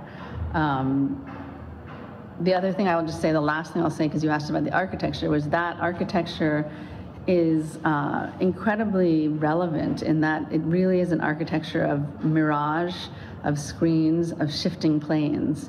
So it really gave to this idea that's very central to the show of how do you make a space where you are constantly trying to navigate your space or orient yourself in space through these shifting planes, through these mirrored planes, through reflections, because you have all of these sort of moving glass walls and these fragile, thin kind of membranes between what's indoors and what's outdoors in that space.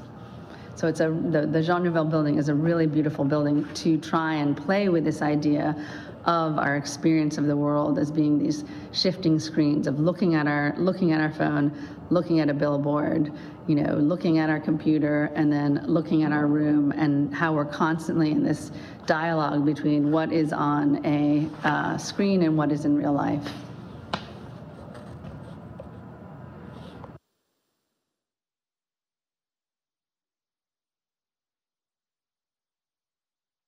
My own experience is that, you know, from having studied a little bit of architecture, I found that much of architecture was philosophical, was in discussion, but we wouldn't get to actually building much later in that process. So the language was highly developed, the philosophy was highly developed, but, you know, it's a physical, you know, it's a physical profession where things are built and last in space, and that part of it seemed underdeveloped because it came so late in the game. Whereas in art, when you studied art, you would put an object in front of the professor and it would be discussed, and you couldn't argue it away. It was a thing that was there, and it had a kind of presence that was either working or it wasn't working.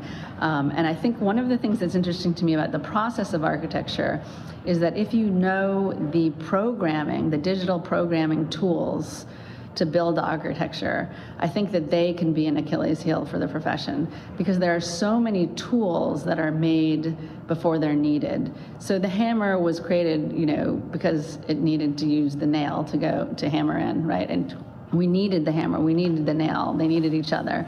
But I think when you look at a lot of architectural design, you see, if you know the tools, you see the push-pull tool being played with, but not for a purpose. And so I think a lot of the tools in anything, in your iPhone, there's so many tools that go beyond the basic need, that I think architecture, both in terms of design and purpose in the next century, needs to really think about necessity and not how, you know, using all the tools at hand that may not have been created because of necessity, but because they were created because it was an amazing thing you could do digitally. But that didn't mean necessarily that it was necessary to build a great building, and a building that really worked for the needs of the next century. And then the last thing I would say, more positively, I think that there's a really interesting place for architecture that incorporates the idea of uncertainty, of fragility, that questions monumentality, that really deals with things that being precarious, being things more ephemeral, and how that is actually knitted into a building. Something that has had a fluidity, that can move quickly, that is lithe. Those are ideas I think that will be important for architecture in the next century, given the presence of the digital. And that is a very exciting idea, because I'm not sure that in the past centuries that has been always so frontal, and in certain movements certainly it has. I think the center of architecture has a few questions. One of them I think is why build? You know, to slow that down, that idea of do no harm, you know, especially with the environment, especially with, you know, architecture, the kind of architectural monumentality of, you know, spaces that maybe don't need to be as big, as grand as, you know, which immediately has the need for the consumption of energy, the consumption of heat, you know, of natural resources. So why build, I think, is a really important question for our next generation, and the necessity of building and the purpose of building, not only because of the, you know, to mark a space sculpturally with architecture, but also, you know, to go back to these very basic ideas of, you know, what kind of social environment does a building, you know, create? What kind of purpose does a building create other than physical? So, you know, one of the interesting buildings to think about in the next century is the library.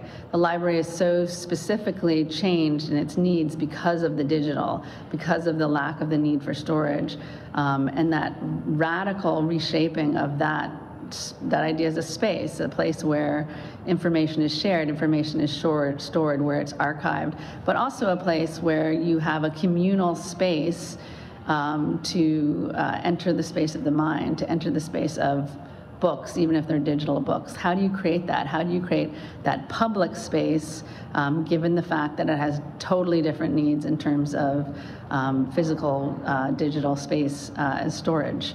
So those are the kind of places where these questions become, I think, really interesting.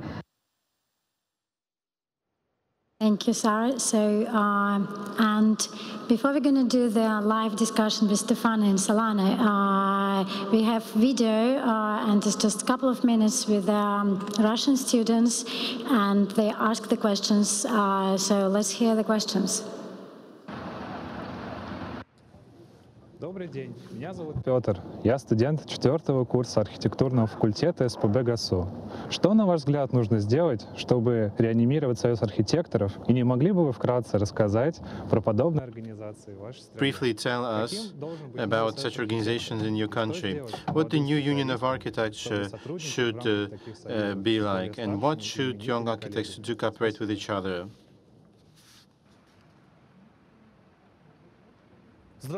Hello, my name is Sava Fedoseev. I study at Stiglitz Academy at the chair of metal craft. I'm a blacksmith, basically. I worry a lot about the historical image, the historical spirit of Saint Petersburg, the imperial capital. I see how neon signs appear on the historical buildings. I see the construction of huge glass towers, and we are about to have Moscow City here. How can we preserve the historical spirit and authenticity of St. Petersburg in modern times without rejecting cutting-edge technologies? I think it's an extremely relevant question. Thank you. Hello, my name is Sofia. I'm a student at the Department of Theory and History of Art, St. Petersburg State University of Industrial Technologies and Design. My question is as follows. Big cities are growing fast, and the decay of architecture is observed because fast construction is prioritized, but the creation of a single architectural environment and style is fading into insignificance. What is your attitude to this trend? Do you think that it's necessary to fight against it, and if yes, then how? 3 questions from the students. One was about the community, another one was about how to work with history and preservation issues, and the third one was about the conflict of big cities. And Stefano, Solana, I don't know, my hugs. And you know, if to pretend that we're all here and Sarah was here and she mentioned this question, which I found very interesting, and it would be great if you contribute to this, like, why build? And Solana, shall we start with you? Thank you, Barbara. Can you hear me well? Yes, fortunately, I can hear you well. I hope, yeah. Okay, all the questions are very interesting. I think I want to use some kind of dyslexia to explain my vision of the role of the architecture in the future. We name our discipline like architecture, but I think the next steps can be archidecture. It's a procedure to make sense. How can we live? How can we live all together around the planet? And how can we use our resource to protect the life, to protect the life of the people? That's why Back to the Future is back to the sense, back to the it's a moment like shipwrecked, and we need to make some inventory about what we have to protect the sense of our discipline. And the sense of our discipline is built to protect And if we return to that sense or that path, we are in the start of new opportunities to live better altogether. I trying to explain this kind of things. I want to show you some project and trying to explain what we are doing now, even in this moment of pandemic around the world. You can put the presentation, please. It's okay. You can see? Okay. This is a particular place. It's in Oaxaca, Mexico. It's a compost pavilion in a place named Casawabi. It's a foundation made by Bosco Sodi and Mexican artists. And how can you see here, the place is absolutely surrounded for a middle forest near to the ocean. And all these vegetals parts come to here, to the interior of the pavilion, to transform the leaf and some arms, etc., in compost material to fertilize new again the gardens and expand the possibility of the vegetation.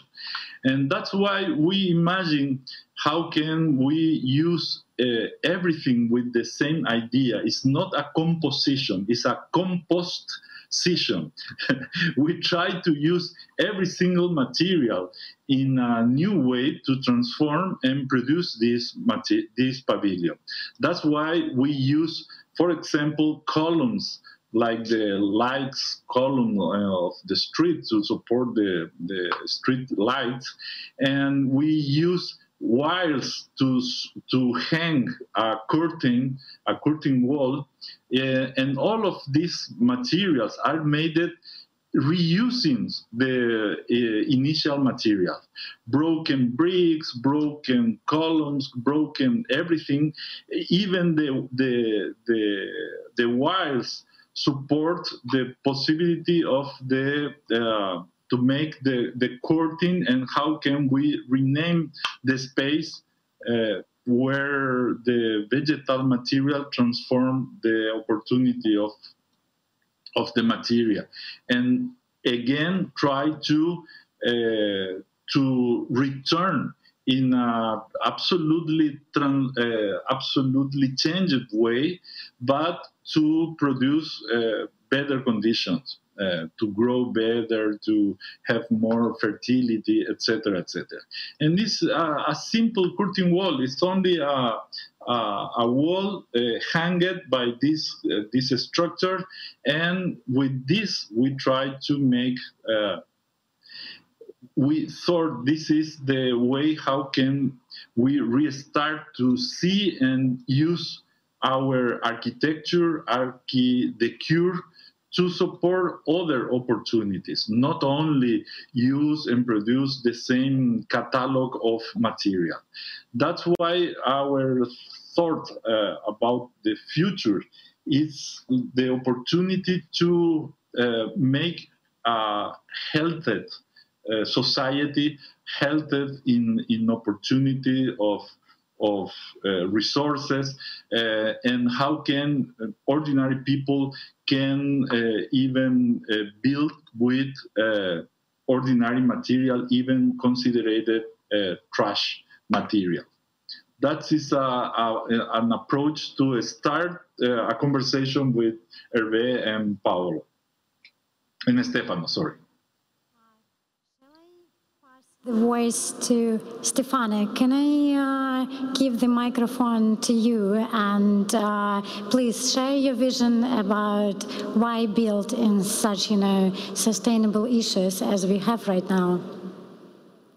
Yeah, so I share the screen, Barbara, thank you. I'm so happy to see you with you today. So basically, just to answer what I believe that basically what we have to do as architects, designers, is to anticipate the future, to be more precise, to anticipate the spaces where we are to plan to live in the future.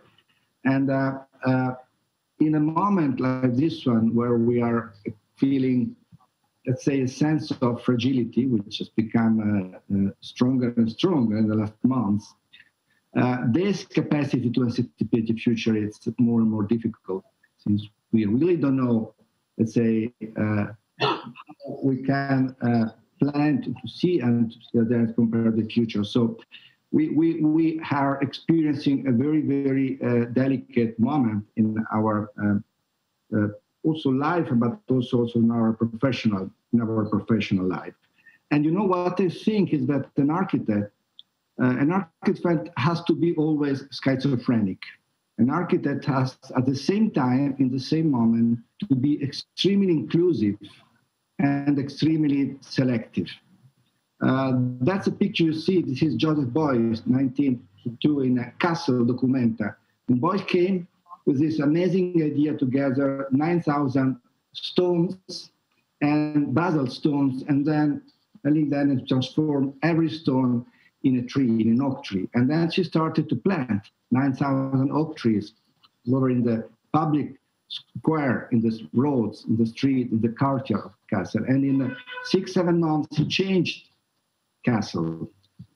So I believe this idea of metamorphosis, the idea of how we can ask living nature to help us to change our habitat, is one of my obsessions. And I believe we have to cultivate obsessions, and always we have to try to balance this necessity to include what other discipline, what other cultures, what other tradition does, like contemporary art, skate, and our parallel necessity to design a space. That means to select. That's the amount of information from idea of images coming from all over the world to arrive finally into one unique spatial configuration. It's a very cruel process. So we have to combine this, let's say, necessity to open the world, to open the future, to see all the possible futures, and at the same time to go in the direction to select the future in one only dimension, one only configuration. So this schizophrenic, simultaneous, let's say, balance between inclusion and selection, it's what makes our profession so difficult and so passionate. And I'm just going to show you something we do in terms of declining this obsession to make everything green, or to, let's say, use trees as a basic component of our life. That's something that we are doing in Cancun, Mexico. It's a forest city for under 30,000 people, and with 7 million trees surrounded by a system of solar panel. And here the concept is a city which is composed by 7-6 epicenter, where you can experience life using all what you need in 15-20 minutes time. The second experience in Genève, we have been asked to imagine how we can imagine Genève could grow, and we have proposed this idea of transnational metropolis that, together with Annecy, which is in France, it's creating this archipelago, this ring of urban villages. But what makes this proposal, in my opinion, interesting, that at the center of the metropolis, at the center of this new metropolitan environment, we don't have a square, we don't have a monument, we don't have a church, we have a mountain. A mountain with its meant of biodiversity. So the mountain, a natural present, like a hill, like a lake, which becomes the center of a city, the center of a metropolitan environment. And the same concept we are developing in Tirana, in Albania, where we are trying really to imagine how a new part of the city could reflect the necessity to, let's say, a 15-minute city, where a city you can experience, have what you need in a moment of 15-20 minutes, or for 100 meters long. And what we are doing here is, for instance, to work on transforming roofs. Roofs will become what courtyard were in the last century. So space for a semi-public life, for co-working, for habiting, for small agriculture. And then just to entering at a different scale, at the scale of the building. You know, this is what we have done in Milano. Basically, was we started 15 years ago, but finally was 9 years ago. And it's 2 towers with 21,000 plants. We have worked a lot in this last month to replicate. And what makes this, let's say, reinterpretation of this typology interesting is, for instance, what we are now doing in Eindhoven. This is the first social housing, vertical forest. So it's a vertical forest affordable for everybody, with a very number of plants and trees. It will be rented for young couples, and the cost of construction will be drastically cut and franked to prefabrication and other things. And that's something that we are doing also in China with another social housing building with plants and trees in Guan, nearby Wuhan. And just to conclude and to, let's say, go back to this obsession, that's a building that we have proposed. We have won a competition together with Liz Diller and Scofidio in Milano just a few weeks ago. And the place is the same as the vertical forest, but we have tried to propose something of different, the composition of architecture and living nature. In this case, we went from, let's say, this kind of romantic maintenance of the forest, of woodland on the facade, to something which is more rational. If you want the idea to go back to the notion of Italian garden, Giardino Italiano, where you have this rational sequence of superimposition of different kinds of vegetation. And working with our botanist, what we are trying to imagine is a building that mirrors the change of time, so can change its shape, change its color in different seasons of the year. And that's what we like more in this kind of building. So its capacity to be reflecting time. And another thing which is quite interesting is that the building will be only in wood, so it will be built in timber. Oh, thank you so much, Barbara. Thank you. I guess the answer is basically we definitely should build. And I would like to welcome on stage Janina to ask the question to... Thank you. It's fine. Sorry. In fact, it's really what I promised to students, to ask at least several questions which we got online. Let's do this.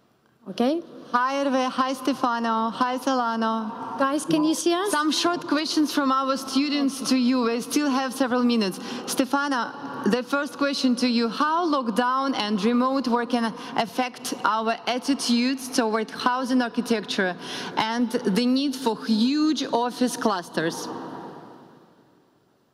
Well, I think it will change a lot. It changes in one way. I feel a hiccup. Maybe you have to close my microphone.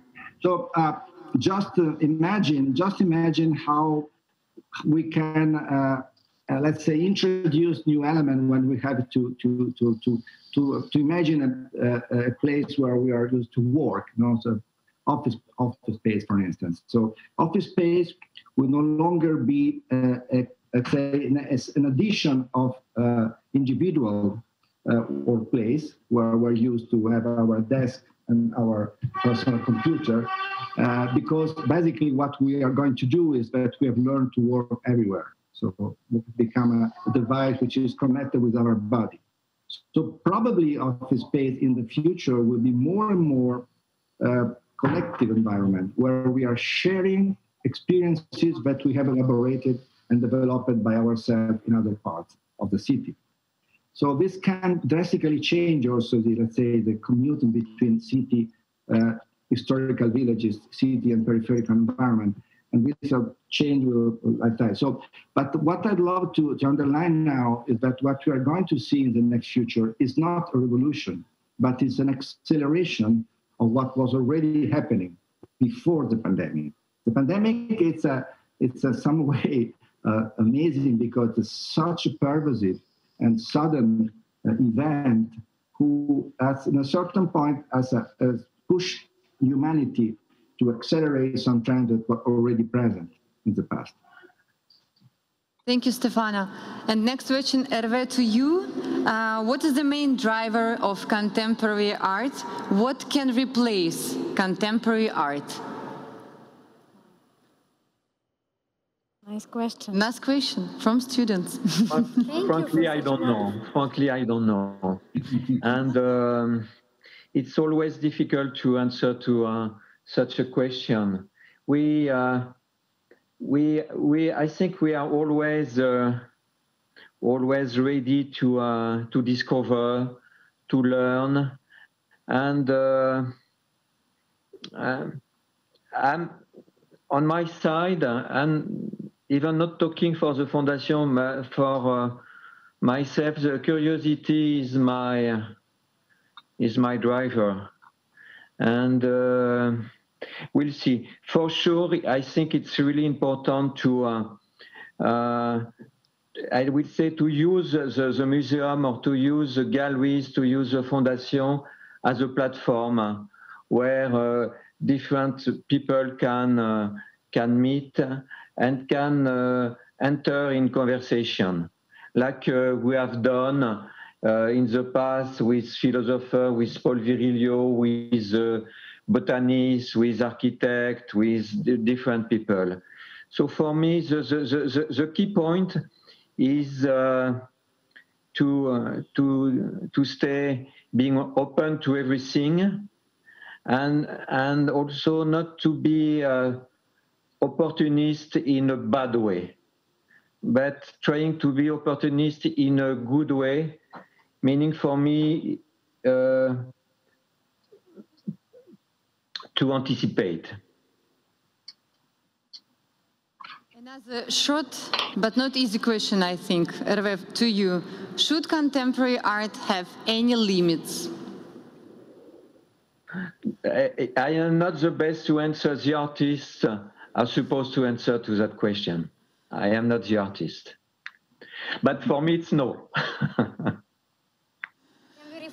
But it's not a question of limit. I think it's a question of aesthetic, but it's another question. Should architecture has any limits, Stefana, Solana?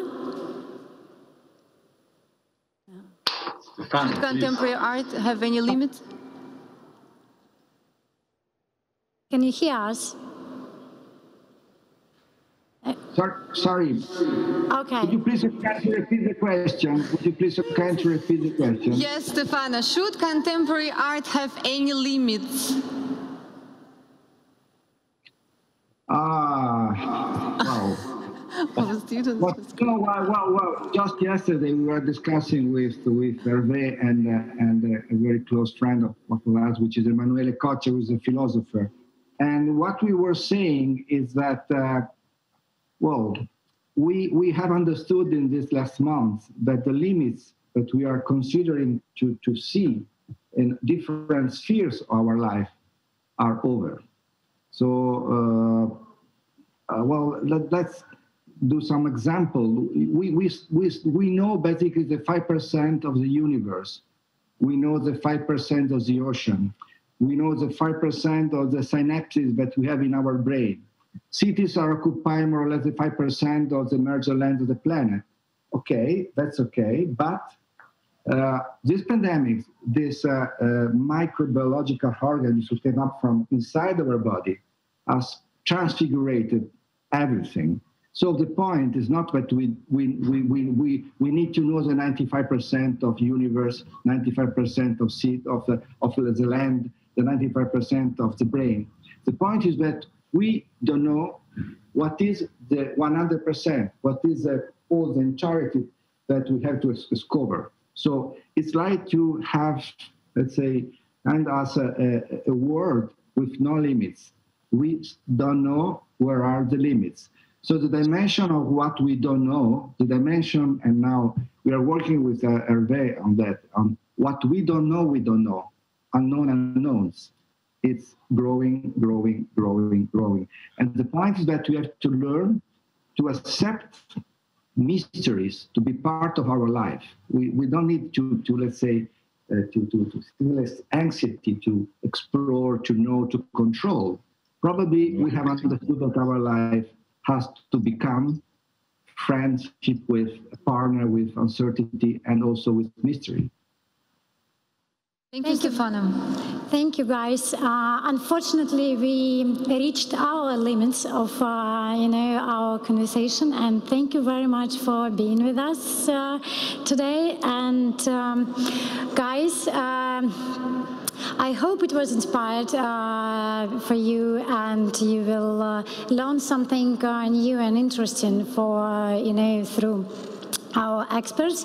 And my personal hope that we will have the great and thoughtful architecture for now and for tomorrow.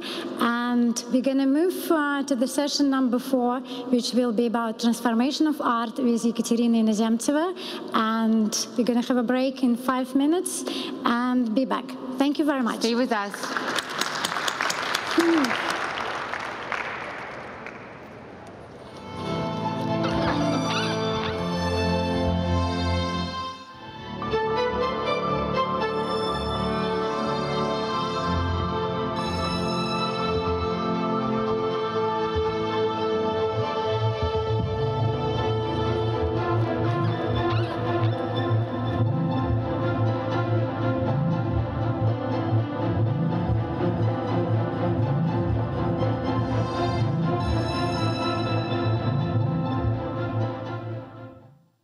Good afternoon again. Everyone who was so brave to remain till the end, you're very, very welcomed. I think, like Diana said during the second session, we all are really privileged to be here in this beautiful building at the State Hermitage Museum, talking about art, architecture, digital challenges, etc. So it's really joy that we were able to get together and to have these beautiful talks. So I would like to introduce our experts, our guests, and partners in crime, so to say. So my pleasure is to introduce Cyril Vigneron, who doesn't need, I think, today any additional introduction, President and CEO of Maison Cartier. Albert Elbaz, founder of AZ Factory. Jason Bailey, founder of the platform artnorm.com. Nana Decking, founder and CEO of Artory, and also a member of the Council of Specialists of the Hermitage Foundation in Amsterdam, and Nadia Taiga, who's executive director of the platform Snark Art. And the final panel of this conference is concentrated around digital space as a resource, as a main battlefield, if you'd like to, and a promise also for future reshaping of the art world. I hope that we will able to talk about new transparency regimes, new understanding of availability, new relationships between, so to say, traditional actors in the art world, experts, collectors, museums, and public. How does the digitalization influence the art practice and its distribution? What are the limits of the changes, and what arsenal of tools should we acquire as viewers, professionals, curators, etc. And as we do today, the whole day long, before every session, we start our discussions with a short video with the questions coming from the students. And hopefully during this panel, we will be able to answer at least some of them. Please.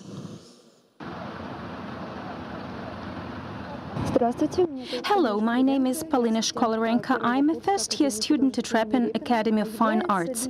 Do you think that in modern world and digital space, the borrowing of cultural elements by one nation from another, one is a negative factor, which destroys the cultural unity, or is it a logical result of globalization, which gives an opportunity for public at large to learn more about people far away?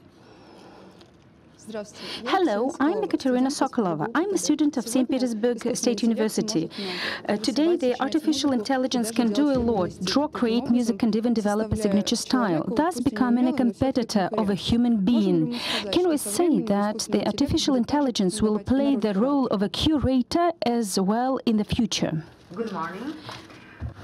In my opinion, the heritage is very important for following generation of people of all countries. But as we can see from the global point of view, the countries are pushed to implement some multicultural strategies and accept things that haven't been relevant to them. So if we want it or not, the countries are losing their heritage. So my question is there some chance for retention of our heritages in the future? Will they not be lost in time? Thank you. So as already said, we will try to answer these questions during the panel. If not, we will definitely do it afterwards. So the first speaker will be Cyril, and the first question I'd like to address him is the following. So in one of the interviews, Cyril said that Cartier has been interested in the state of the world since its beginnings, quote. It corresponds naturally to the agenda of this conference. Through digital, we witness the new state, new order of things. How do you perceive the digital shift? What is especially crucial for you when talking about creation, information, and knowledge distribution? Thank you for this question about how digital influences the world. When it comes to creation, as we come mostly to tangible products, physical, the digital doesn't change that much. However, it can change if we do a special customer order, when the digital tools can really help having constant closeness and interaction between customers and the craftsmen, even if they are far. Otherwise, the creative process when it comes to physical product remains quite the same. What changes more is information and sharing, and also a part of convergence and divergence. So information sharing, meaning there are new ways now that can forward information up to the boutique staff in relationship with their clients in a much, much more convenient way. But on the other side, things in the digital ecosystem are changing so rapidly that what's happening in China and US is different. So the systems to make it happen have to be different. But to me, what has changed most, I think, linked to digital, is the communication part, that the maison and brands have become their own media, but they also have to interact with their clients in a way which become now dual way. Maisons and brands used to do messages that they would convey through media, meaning physical magazines coming once a month, and there would be no feedback loop. But now with digital, social media, everyone has an opinion and everyone wants to be engaged and informed, but also part of the discussion. So it means that both in terms of incarnation and leaders or other brand maison have to come to be part of this conversation directly with ambassadors, but also having direct contact with clients. Also, through education, university, and communities, we also have to interact in a very different way. So digital, in some way, has made the democratization of communication and interaction and dialogues. And that's a very, very positive move. Another question to Cyril was, so I suppose that one of the most frequently asked questions during this panel will be how the new communities or new social regimes might appear through blockchain platforms, but broadly speaking, the nature, and we are questioning the essence of digital communication itself. So what communicative possibilities were open to you recently in light of, if I may, total digitalization? How do you feel your community now? So the way the question is raised, I think, is not totally right. There will not be a total digitalization. And if we think about what digital has done, digital has really disrupted the areas that can be dematerialized or where digital is much, much more convenient. So in my young age, the music would come to vinyl records and required a lot of space in the home. And it was quite difficult to move the music physically. And everyone knows who have done some moving, a long time ago, knew the worst part were books and records. And now everything can fit in a mobile phone, and you can carry it with you. So this is very convenient. And if you need some new thing, you just download. It's just immediate. But digital will never replace the emotion of real live concert. When you have a fantastic interpreter coming on stage, and you come there and we all share, and when you have gone to the standing ovation, there is something that cannot be replaced. And that's why concerts are full. And even streaming concerts during COVID confinement are not at all the same. So digital will replace few things that were before because they are more convenient now, but there are other things that cannot be replaceable. And precisely what we're doing is tangible product to express intangible feelings. When you want to express love, when it's something that can express it, but it's not something, a digital message. And there even something we have lost maybe over the years. When you in the past received a written love letter with fragrance, just before opening, there was something so touching. And now the little email with emoji and heart like this, it's cute, but it will never replace that part. And if you offer a red box, the emotion just before opening the box is about the same as receiving a love letter before even you open it. So this will never be replaced by anything digital. So the world will go digital for what's make it easier, and the rest will need even more the human touch and the tangible products that can support them. And the very last question, almost personal, would sound, knowing about Cyril's love and addiction to Japanese culture, Japanese craftsmanship, I should ask him about the ways of coexistence of a true craftsmanship, distilled mastery in the reality, which is nowadays defined a lot through digital. Do you still believe in craftsmanship and how the notion of it was transformed recently? I do, and what I like especially is the digital art, when you can use some computer-assisted algorithm to create something physical.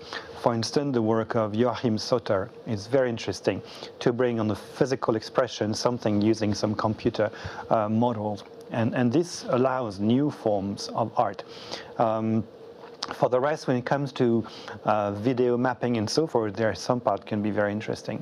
So some are questioning whether at some point computerized art or artificial intelligence will not replace everything. And I'm not concerned about that. Of course, if you try to ask a machine to learn and then to make the Nocturne from Chopin, the 23rd, 24th, 25th, which he didn't write, probably you can copy and it would work. It's the same for literature. You have things which are beautiful, and you can, replicate. You have what we call the train station literature, where you have the same novel over and over, and it's been done in the past already. Even Vivaldi was saying he could write a new concerto faster than the copies could make it, because he had kind of standardized structure. So this has been done already in the past, but this was not really going anywhere. So what was interesting is when an author is inspired by another one and creates something new.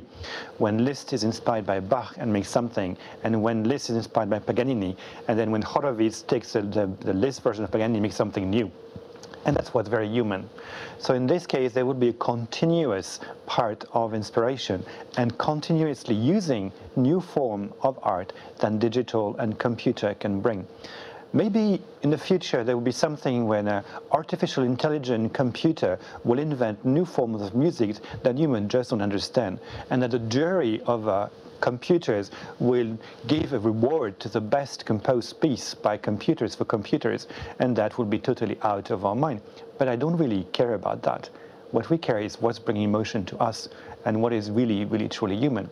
So the nice part is how to include new forms of art coming from computer to make something that are touching us as humans. Thank you to Cyril. And finally, we welcome our experts who are kindly all online. And first, Albert Elbaz, who kindly joined this discussion. Albert, the first question I'd like to address to you, it seems that the main topic of this conference synchronizes with your creative path, so to say. So how do you evaluate the relationships between heritage and innovation? How important were these relationships for your recent AZ Factory project? And how important for you was the digital format itself? Hello, everyone. I think that in the world we're living today, we're very much used or want to be in a place where it's a yes or a no, it's a black or a white, it's a big or a small. And I think that life is not about those extremes. I think that life is about finding the middle without being mediocre. I don't think that it's about just digital or just heritage. I think it's the mix, and it's to find the mix, to find the yin and the yang between algorithm and technology and emotion and sensitivity, and to find that mix between the two. I don't think that it's one or the other. I always said that in order to play heavy metal music, you better know how to play Mozart. I think that it's one of those things that we need to know. We need to know what it was. I think that there is a big difference between being nostalgic or knowing the past. I think that knowing the past or knowing the history, it's an important thing. This is our tool, whether we know it from books, from library, or from experience. We have to know what was done in order to decide if we want to repeat or we want to change, we want to create or recreate. I believe that we are in a very interesting place in design, in creativity, and I think in the world, because I think we're going through also a very interesting moment in life, which is COVID-19. And you know that it's a detox year, and I hope it's just a year and not an epoch, but it's a time of clearing, it's a time of accelerating changes. And everybody today is also asking and talking about what's next. And this is always my question, not what's now, but what's next? Where are we going? What will be the next story we're going to talk about? And I always go back, you see, like to history. And I think that I'm more about understanding history, but less about being nostalgic. And I go to what happened 100 years ago after World War I and after the Spanish flu. And there was this big epoch of Les Années Folles. And Les Années Folles were actually at the place, I mean, the center of this era was in Paris, and of course in Montparnasse, where the Fondation Cartier is, and where I work. I'm on the 3rd floor at this amazing building. And we talk about those crazy years, Les Années Folles. But if we go a little bit deeper, I mean, who were those crazy artists? And it was, on one hand, it was Cocteau, and it was Hemingway, and it was Vionnet in fashion. It was Charlie Chaplin in the movie. It was jazz. And more than anything, when I think about all this creativity and all these creative people, they were not crazy, but they were smart. So I think that it's not the crazy year, but I think it is the smart years. And if I can relate for a second and go back to the story of jazz, and what does it mean? I mean, it is a music that you play with no notes. It's a music that you have to have a know-how, but it is a music that you have to use your intuition. It is also about a dialogue. It is not about monologue. It's about hearing each other and playing together. And I think that togetherness is what makes us smart, and this is what makes us move or run further rather than run faster. So everything I'm talking about, and even in the work that we're doing at AZ Factory, it is about tradition, but it's about pushing it forward. It's about, one of the things that it's very, very important, as we all know it in luxury, is to keep the mystery, to keep the dream. So if you have to keep the dream and the mystery, you have to have an industry of secret. But we're living in a world that you don't want secrets anymore. You want transparency. So how do we deal with, one hand, transparency, but on the other hand, to keep that mystery? And again, I'm going back to that beautiful word, which is middle, but never mediocre.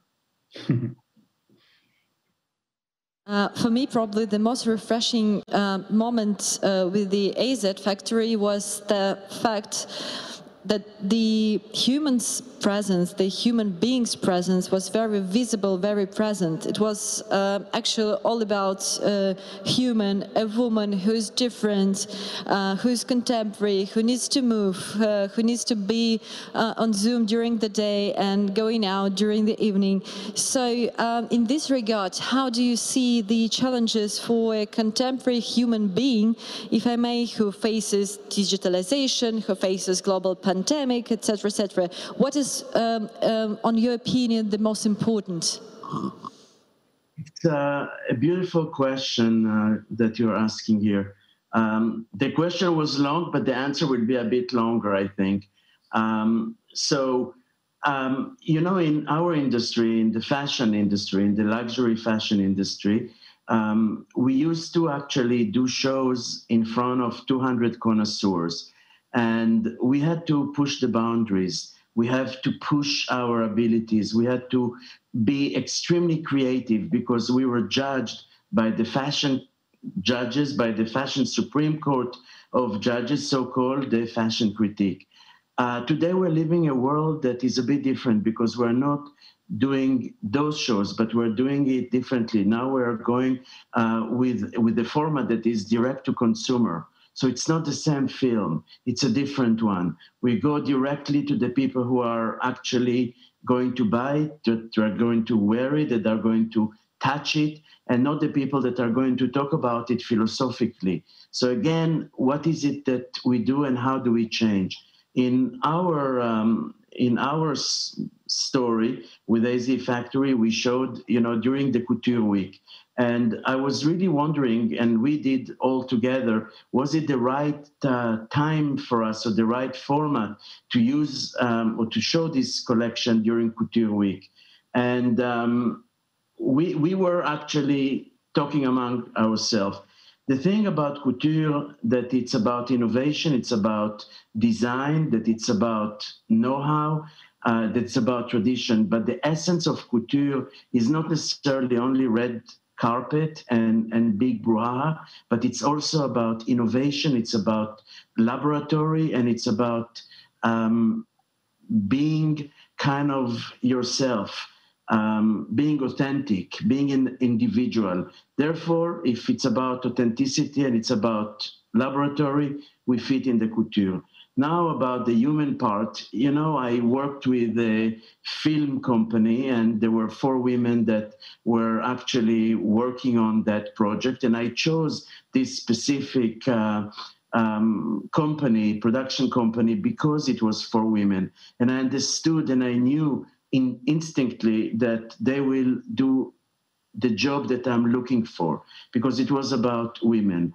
And then the first day when I was there, I saw in the monitor that they're filming more the faces, more almost like a portrait of a woman. And I'm coming from a fashion school where you have to show the whole shebang, you have to show the whole product. And I didn't understand why they're not using the rest of the clothes in the shoot. And I asked them if they didn't like the clothes, but then they said, no, we like to hear the women. And I thought, bingo, I have something here, that it's not only about a portrait of a woman, but it's more also about listening the voice of women. And we made all these models speak and talk, and we wanted to hear their voices. In the end of the week of this filming, I realized that we don't see always the clothes, but we see the women. We hear their voices. We hear what they have to say.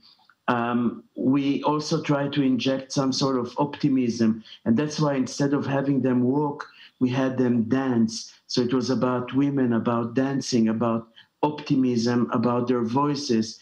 And the reaction of the whole world to this project was all about humanity. And I think that at a time like today, where we are, on one hand, we are used to see all the fashion industry in Fashion Week with a pink or a fuchsia cape and a leopard hat. When I see them on Zoom, they're all wearing a black sweater. And the question is, how do we find like the middle again between the two worlds? And our world, or our solution, was to go back to humanity, to forget ego. It's not about us. It's not about trying to show the world how amazing we are, but to try to listen also to women, to their need, to the life that they are living, to the fact that women today are so multifaceted. I think the fact that today the world is changing, women are changing, the relationship between women and the world is changing, and we as fashion designer, we're not only artists that create what we feel like, but we also have to create what we believe people around us need. And that was what we were all about solving problem, about understanding, and about zero ego. That's why I could even do a pajama and a sweatshirt and a t-shirt and a sneaker, because this is all I feel like having now. But pointy sneaker. Pointy sneaker. Thank you, Albert. I'd like to stick to one of your replicas, to one of your statements related to new regimes of transparency, new regime of human cooperation and communication. And our three guests, who are Jason Bailey, Nanda Decking, and Nada Tiger, are actually creators of blockchain platforms. And they are running these platforms in quite differently, and this is the interesting point. So first I'd like to address my questions to Jason. Jason, so on your opinion, the new media art, but not only the new media art itself, but also the ways of its distribution, could they change the traditional art infrastructures? If we speak, for instance, from a museum perspective, being in a museum, how it will influence the exhibition programming?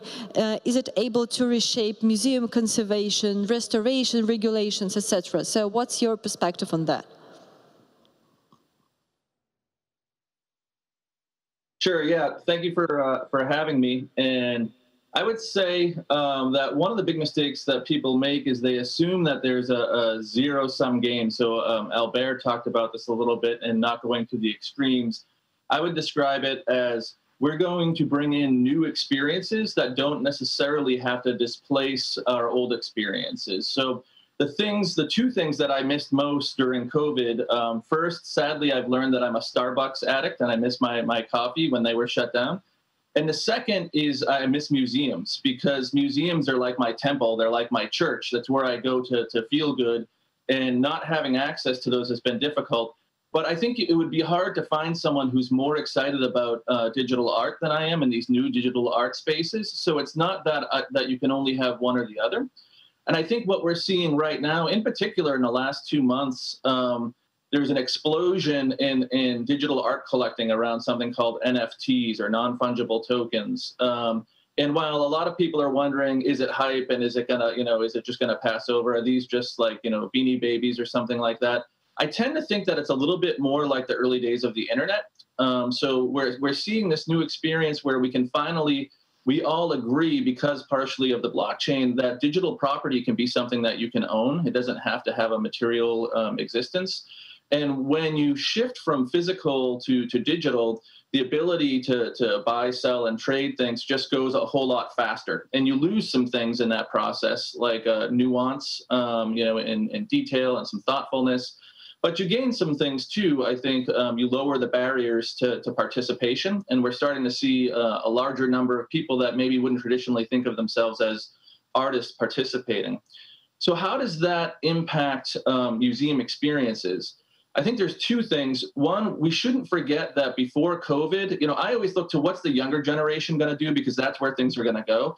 And before COVID, we had things like Meow Wolf, and I think they were starting to build out Super Blue. So for people that don't know, the talking track was, look, younger people really want experiences. They actually value experiences more. That's what the surveys show. They want to be around each other. They want to be able to take the Instagram photo to show that they were at the, Yo-Yo Kasuma, exhibition. And I think now with everything shut down, people are forgetting that trend is still there, and it's probably built up more than ever, right? People want to get out and be around each other and experience these things. So I think museums need to move away from unidirectional communication where you come and you just absorb. And they need to build experiences where people can feel like it's bi-directional, where they have some role in what's happening. They want to be immersed. They want to have some sort of interactivity. So that would be the first thing. And then on the digital side, while we're in COVID, and I think some of these things will continue post-COVID, museums, part of their role is to be the steward or the person that actually owns the physical piece that we couldn't, not everyone can have the Mona Lisa in their house, right? So there was a reason for us to fly somewhere or to go because that physical piece existed there. But that's not all that museums do. They provide context and they provide education, right? So I think while we're all locked in our homes and there's sort of this new digital world of art coming in, museums should help to the public to understand and interpret what are these new works, what's their heritage, what's their lineage. Too often people look at digital work and because they're afraid of computers and digital things, they assume that everything just came out of nowhere. But there's actually a pretty rich history of digital art going back to the 60s that's an extension of what happened prior to the 60s. And I think museums should invest in hiring folks that can help educate the public so that they can understand where this continuity comes from. And with everything in our lives becoming increasingly digital, we can no longer, as cultural institutions and cultural experts, just pretend like that's a scary thing that we put in the back. We need to stand up front and help people understand and interpret what the cultural value of these new things are. And correct me if I'm wrong, but I think that we are witnessing since kind of long time ago the radical shift of exhibition policies. And it was especially evident during the last Venice Biennale, curated by Ralph Rugoff, with the truly prophetic title, May We Live in Interesting Times.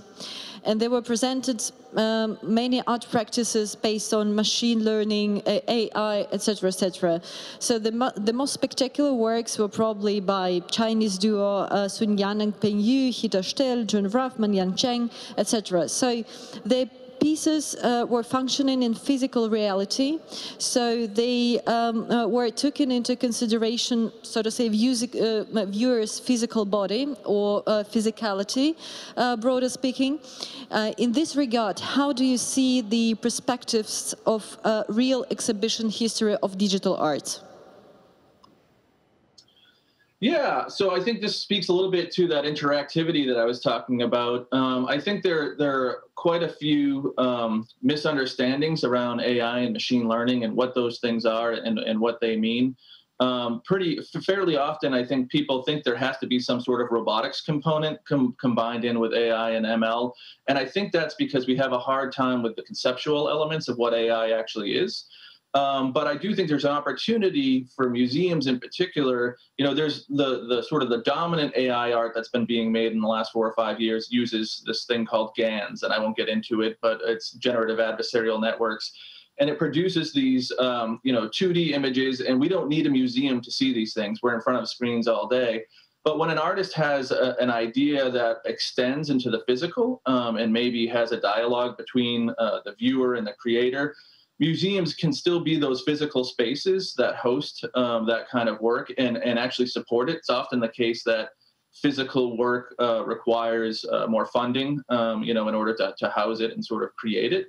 So I would say that, and also going back to the question that I think one of the students said up front around, will AI or ML sort of replace humans, or do we have to worry? This is sort of part of the thing, a sticking point for me, or a thing that I like to clarify, which is that, so I've worked not as an AI scientist, but in AI companies for a better part of 10 years, and that's sort of my area of research. And I think it's important to know that most of the tasks that are being automated are actually the less creative ones. So AI is not quite as advanced as we all fear. And what we'll see in the next 5 to 10 years is that it'll replace sort of the mundane, less creative tasks, which will actually put a premium on the folks that have creative training and creative backgrounds, because those are precisely the things that machines can't replace, right? So we're actually, rather than seeing creatives be replaced by machines, we'll actually see them lifted up in a premium on the work that they bring, because that's the work that's hard to replace or replicate. And then people will point and say, well, what about these artworks that I see in these magazines and newspaper stories that say like robots and AI are taking over?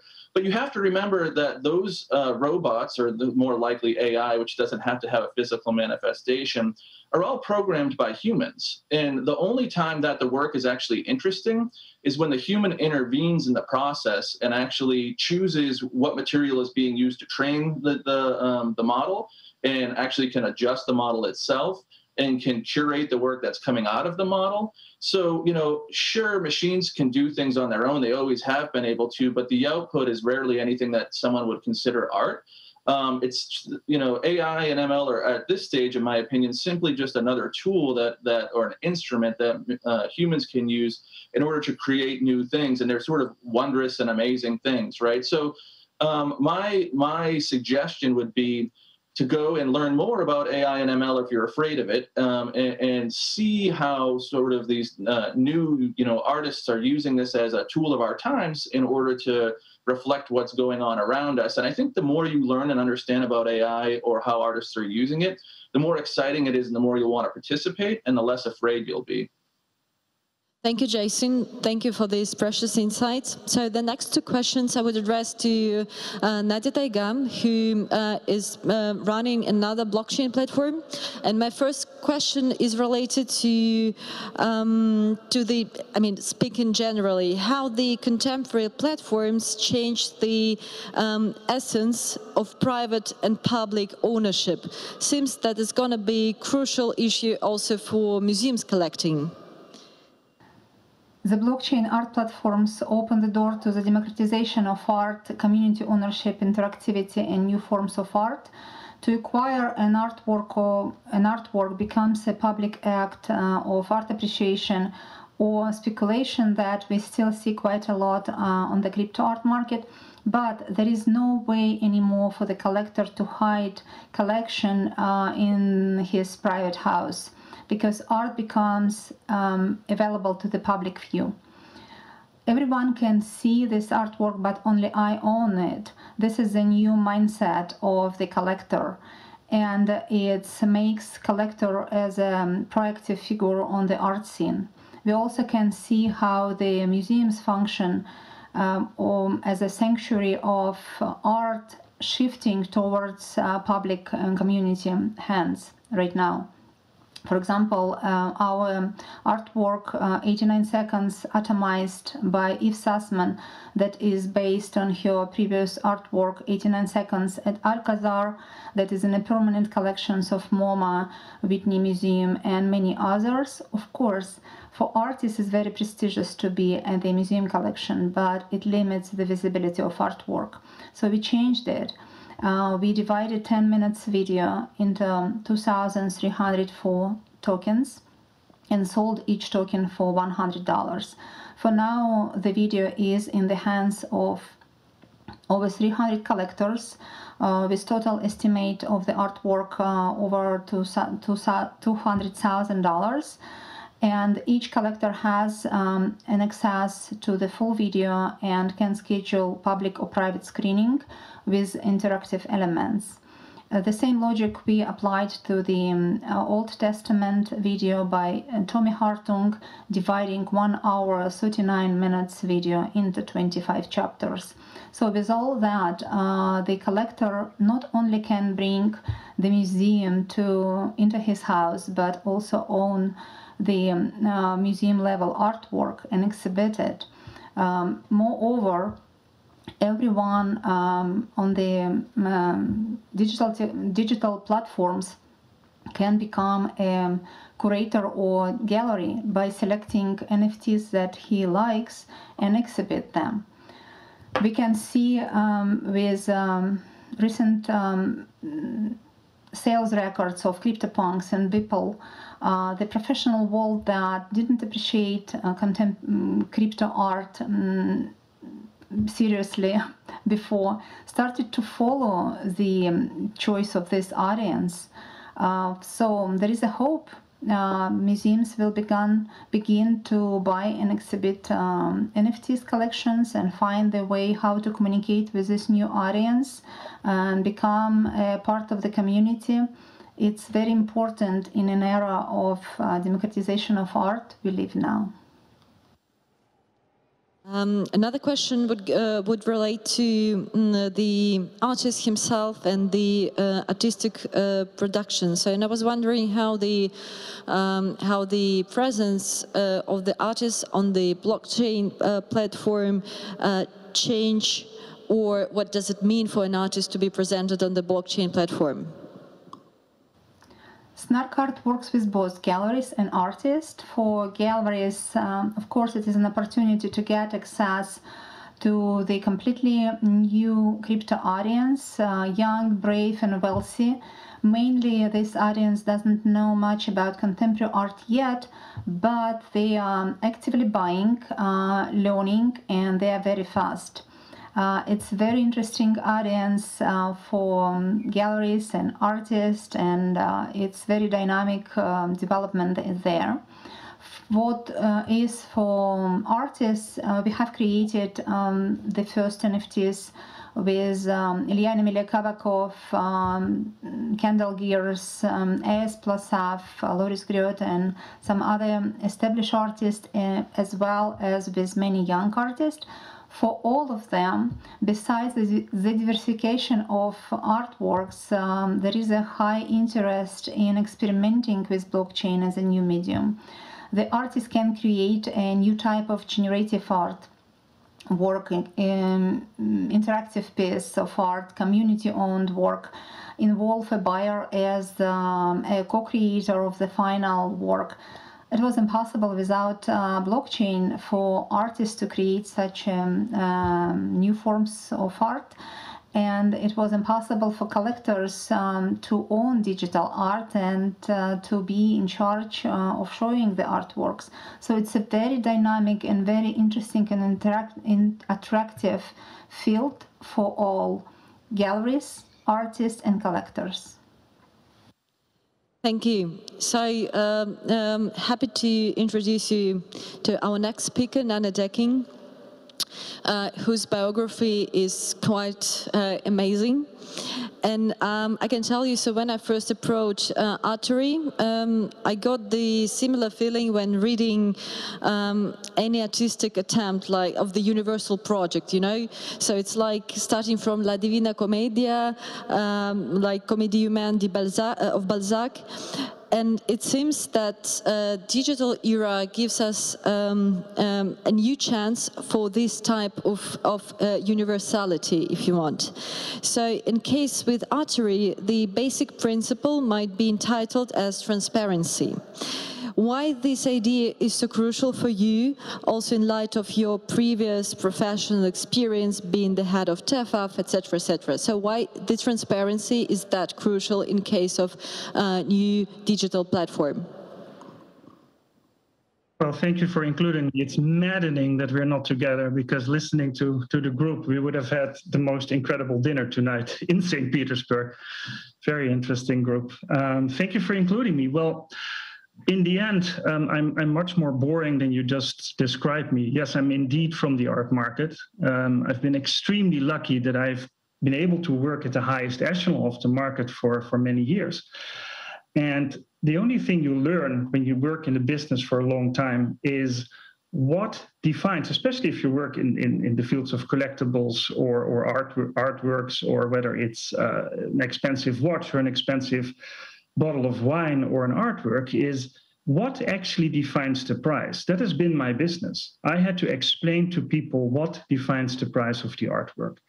And I found it really tough because defining the price, I could, because I'm one of those idiots who actually read the books and who wants to be really knowledgeable. And I'm also one of those guys who wants to learn from people who use different kind of technology. In the days that I was a dealer, not technology that we're talking about now, blockchain. I will definitely talk about it later.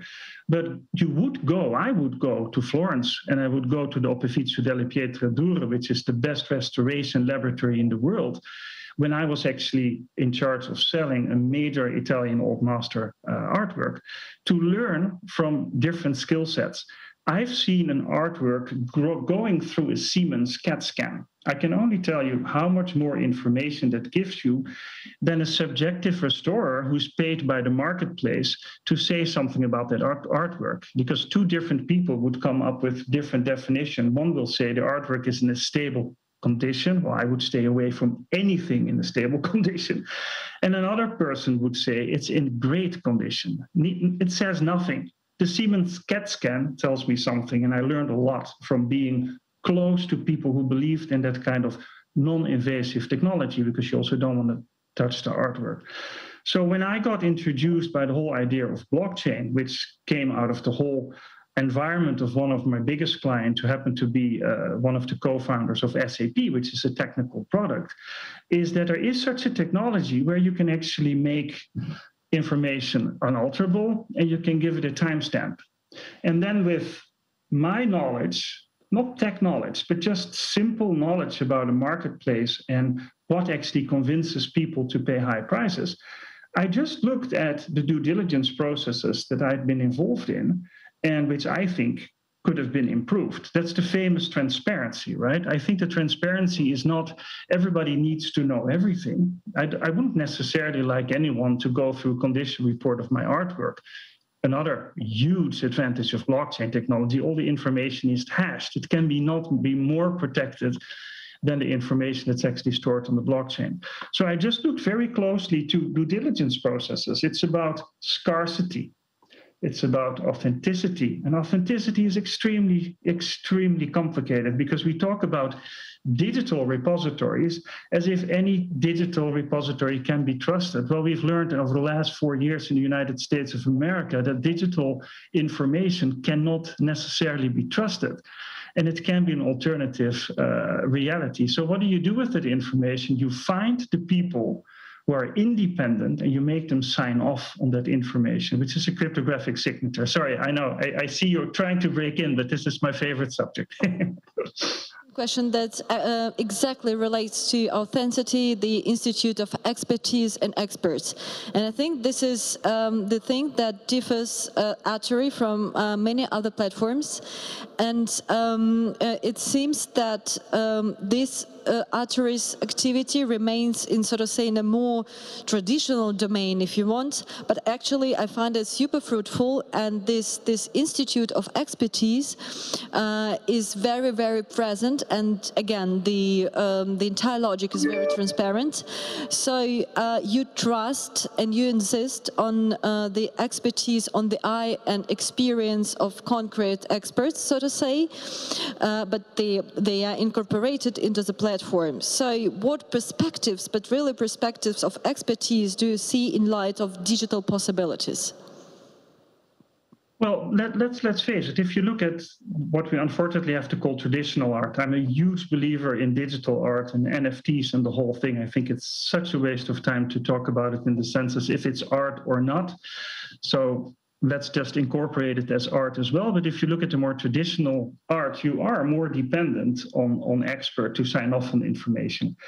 But I'm also not that naive that I believe every expert. If you look at the Catalog Raisonné committee, we all know what happened to Catalog Raisonnés over the last 5 years. People don't necessarily trust the information because Catalog Raisonné providers have gone through so much litigation that the statements they make are actually not that informative anymore about the authenticity of an artwork. So yes, you still would need for traditional artwork, let's say a Monet, you would still need the certificate if it is there of the artwork. I would say without the certificate, don't even touch it. But these days, you would also look for independent information, like has the work been written about by scholars, has the work been exhibited? And I believe all that information, if you talk about multi-million-dollar artworks, should be signed off upon, hold people accountable in that whole chain of trust. The beauty of what we've spoken up, well, Jason brought up the NFTs. The beauty of an NFT is that all that information is stored. It's there. It's a smart contract. You can look at all the information. And that's what I try to recreate for traditional artworks as well. There is no reason not to store that information and make it immutably linked to that artwork, to the record of that artwork. But an NFT follows the rules of the traditional art. Where did I look to when I was together with my colleagues at Sotheby's doing the valuation on a collection? We would look at scarcity, authenticity. Who else than just the catalog resume has seen this artwork? Has it been at the Metropolitan Museum? Has it been at Musée d'Orsay in Paris? All that information you incorporate when you try to come up with the value of an artwork. The beauty of an NFT, they made it scarce because it's unique. It's a unique set of information. There are not two NFTs the same.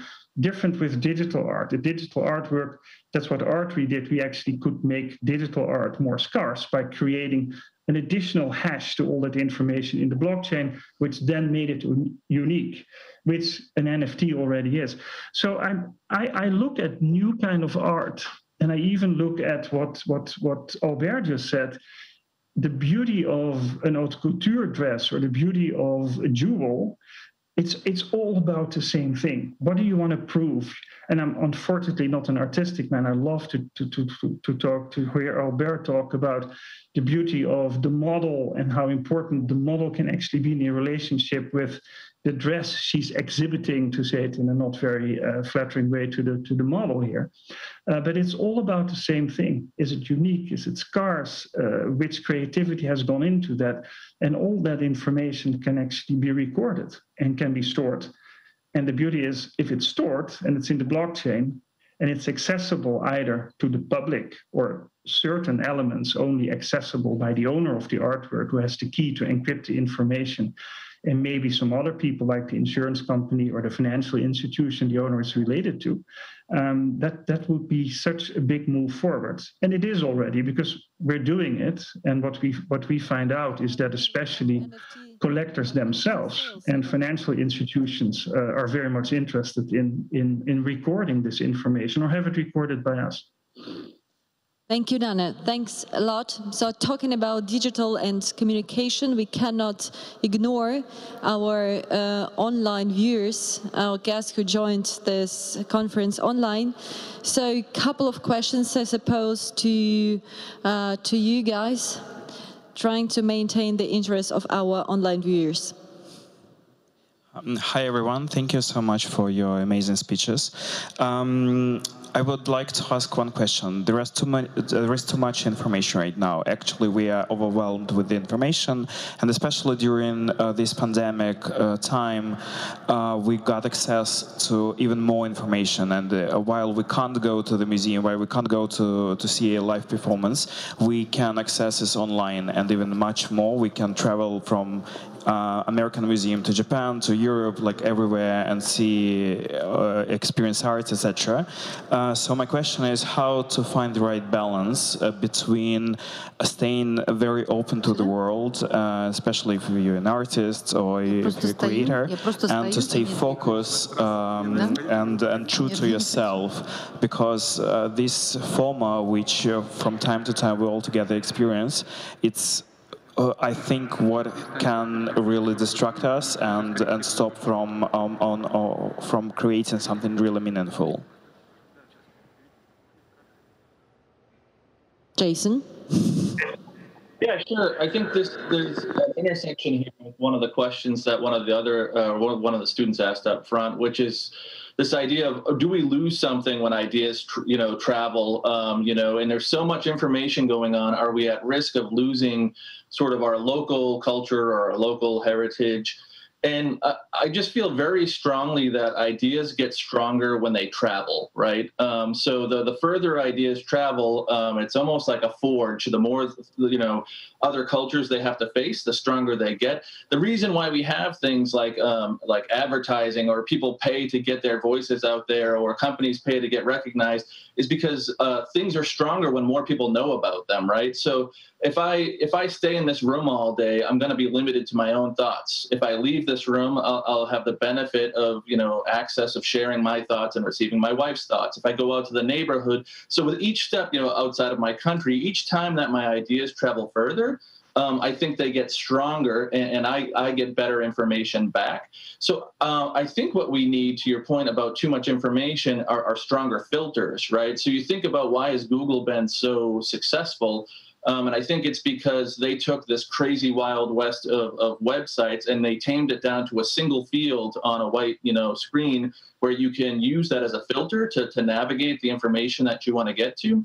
So yeah, we've been, as a society, we've been really excited about big data for the last 10 years, maybe too excited, because the average person doesn't know how to navigate big data and doesn't have the tools to make sense of it. So I think we need to increase the filters of how we deal with sort of this overwhelming amount of data.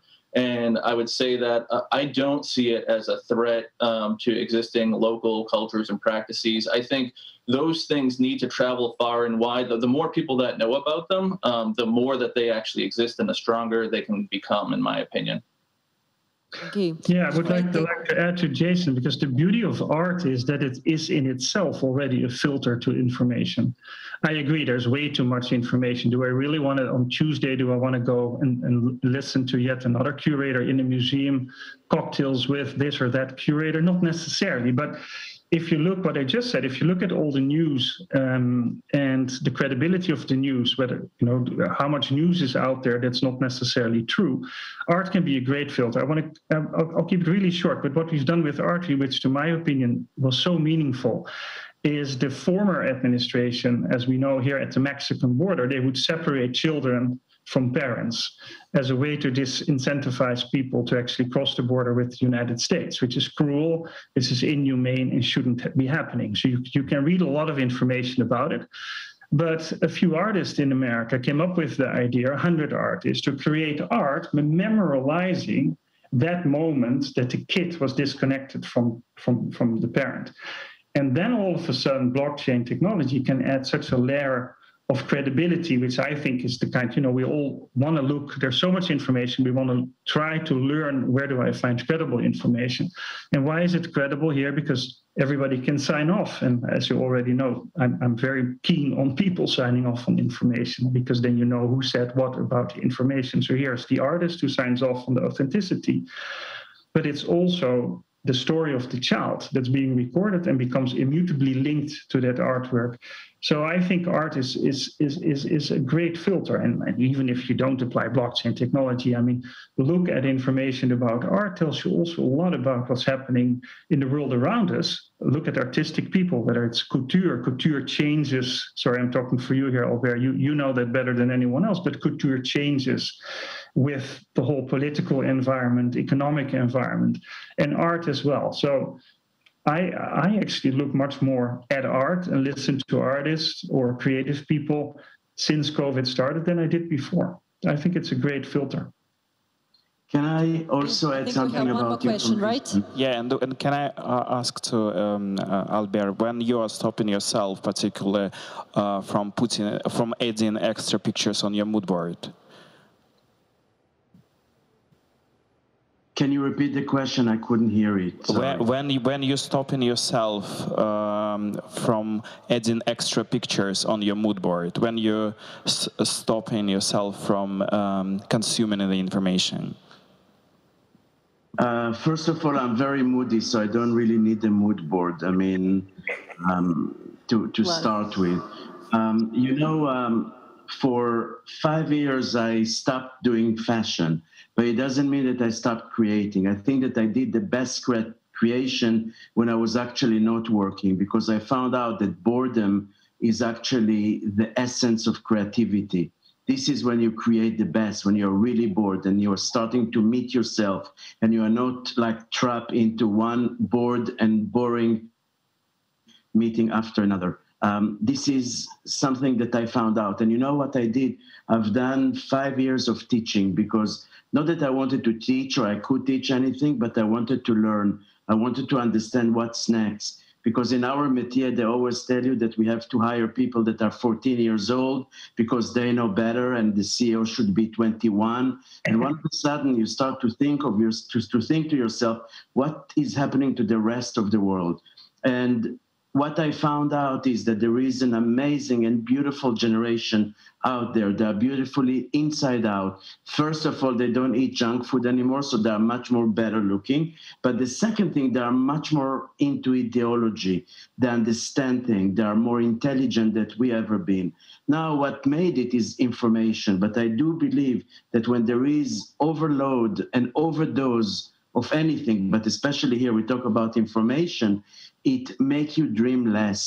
And I think that as a creative, sometimes you have to forget everything that you know and to start from scratch with a blank page, because sometimes to go with everything that you know can actually make you recreate. And creativity is about create and not recreate what other people did. And as Picasso said, you know, the best artists are the ones who don't copy, but the ones who are actually stealing. And this is when you start to change. This is where you have to make your own interpretation. And I do believe, and I do think that it's amazing that the House of Cartier is doing this conference today, which is about education, and it's about student.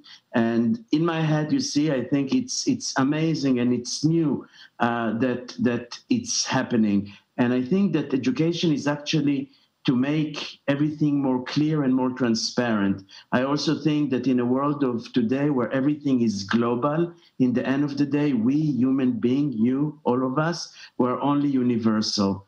I think that we are all going through phases that we find out, and we have to find out even more, that technology is not here to kill tradition.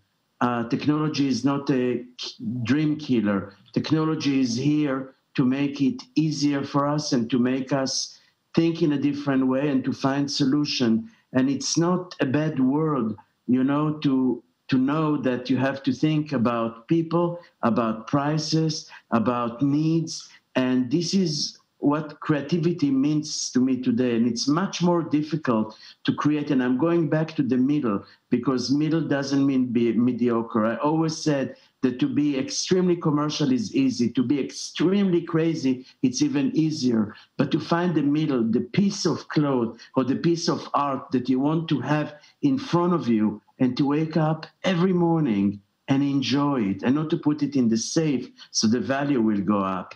That's what art is for me. Thank you. I think we couldn't find better master of roll-ups and conclusion, because we are run out of time, and now we are kind of need to make a roll-up or conclusion, but I think no one could formulate this better than Albert, so thank you for doing my job actually. Hopefully that this panel demonstrated somehow that all the winds of change somehow converge on human being, on our sensitivity and sensibility regimes and contemporary way of living, and hopefully it resonates quite a lot with the Maison Cartier aesthetic and ethic code. So happy to give over to Janina to conclude it officially. Thank you.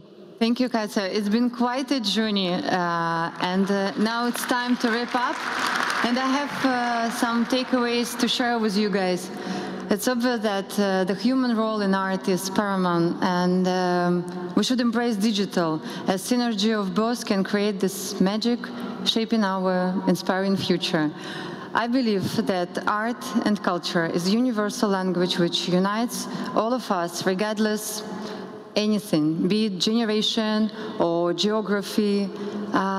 Let's cherish, let's preserve these values, which is a true living heritage, which empowers us to mark new creative milestone together. By the way, together was the most popular words of this conference, I believe. Thank you very much for following us. From our big international team curated this cross-generational conversation. It was Cartier Art Dialogues from beautiful Saint Petersburg Hermitage Museum. Thank you.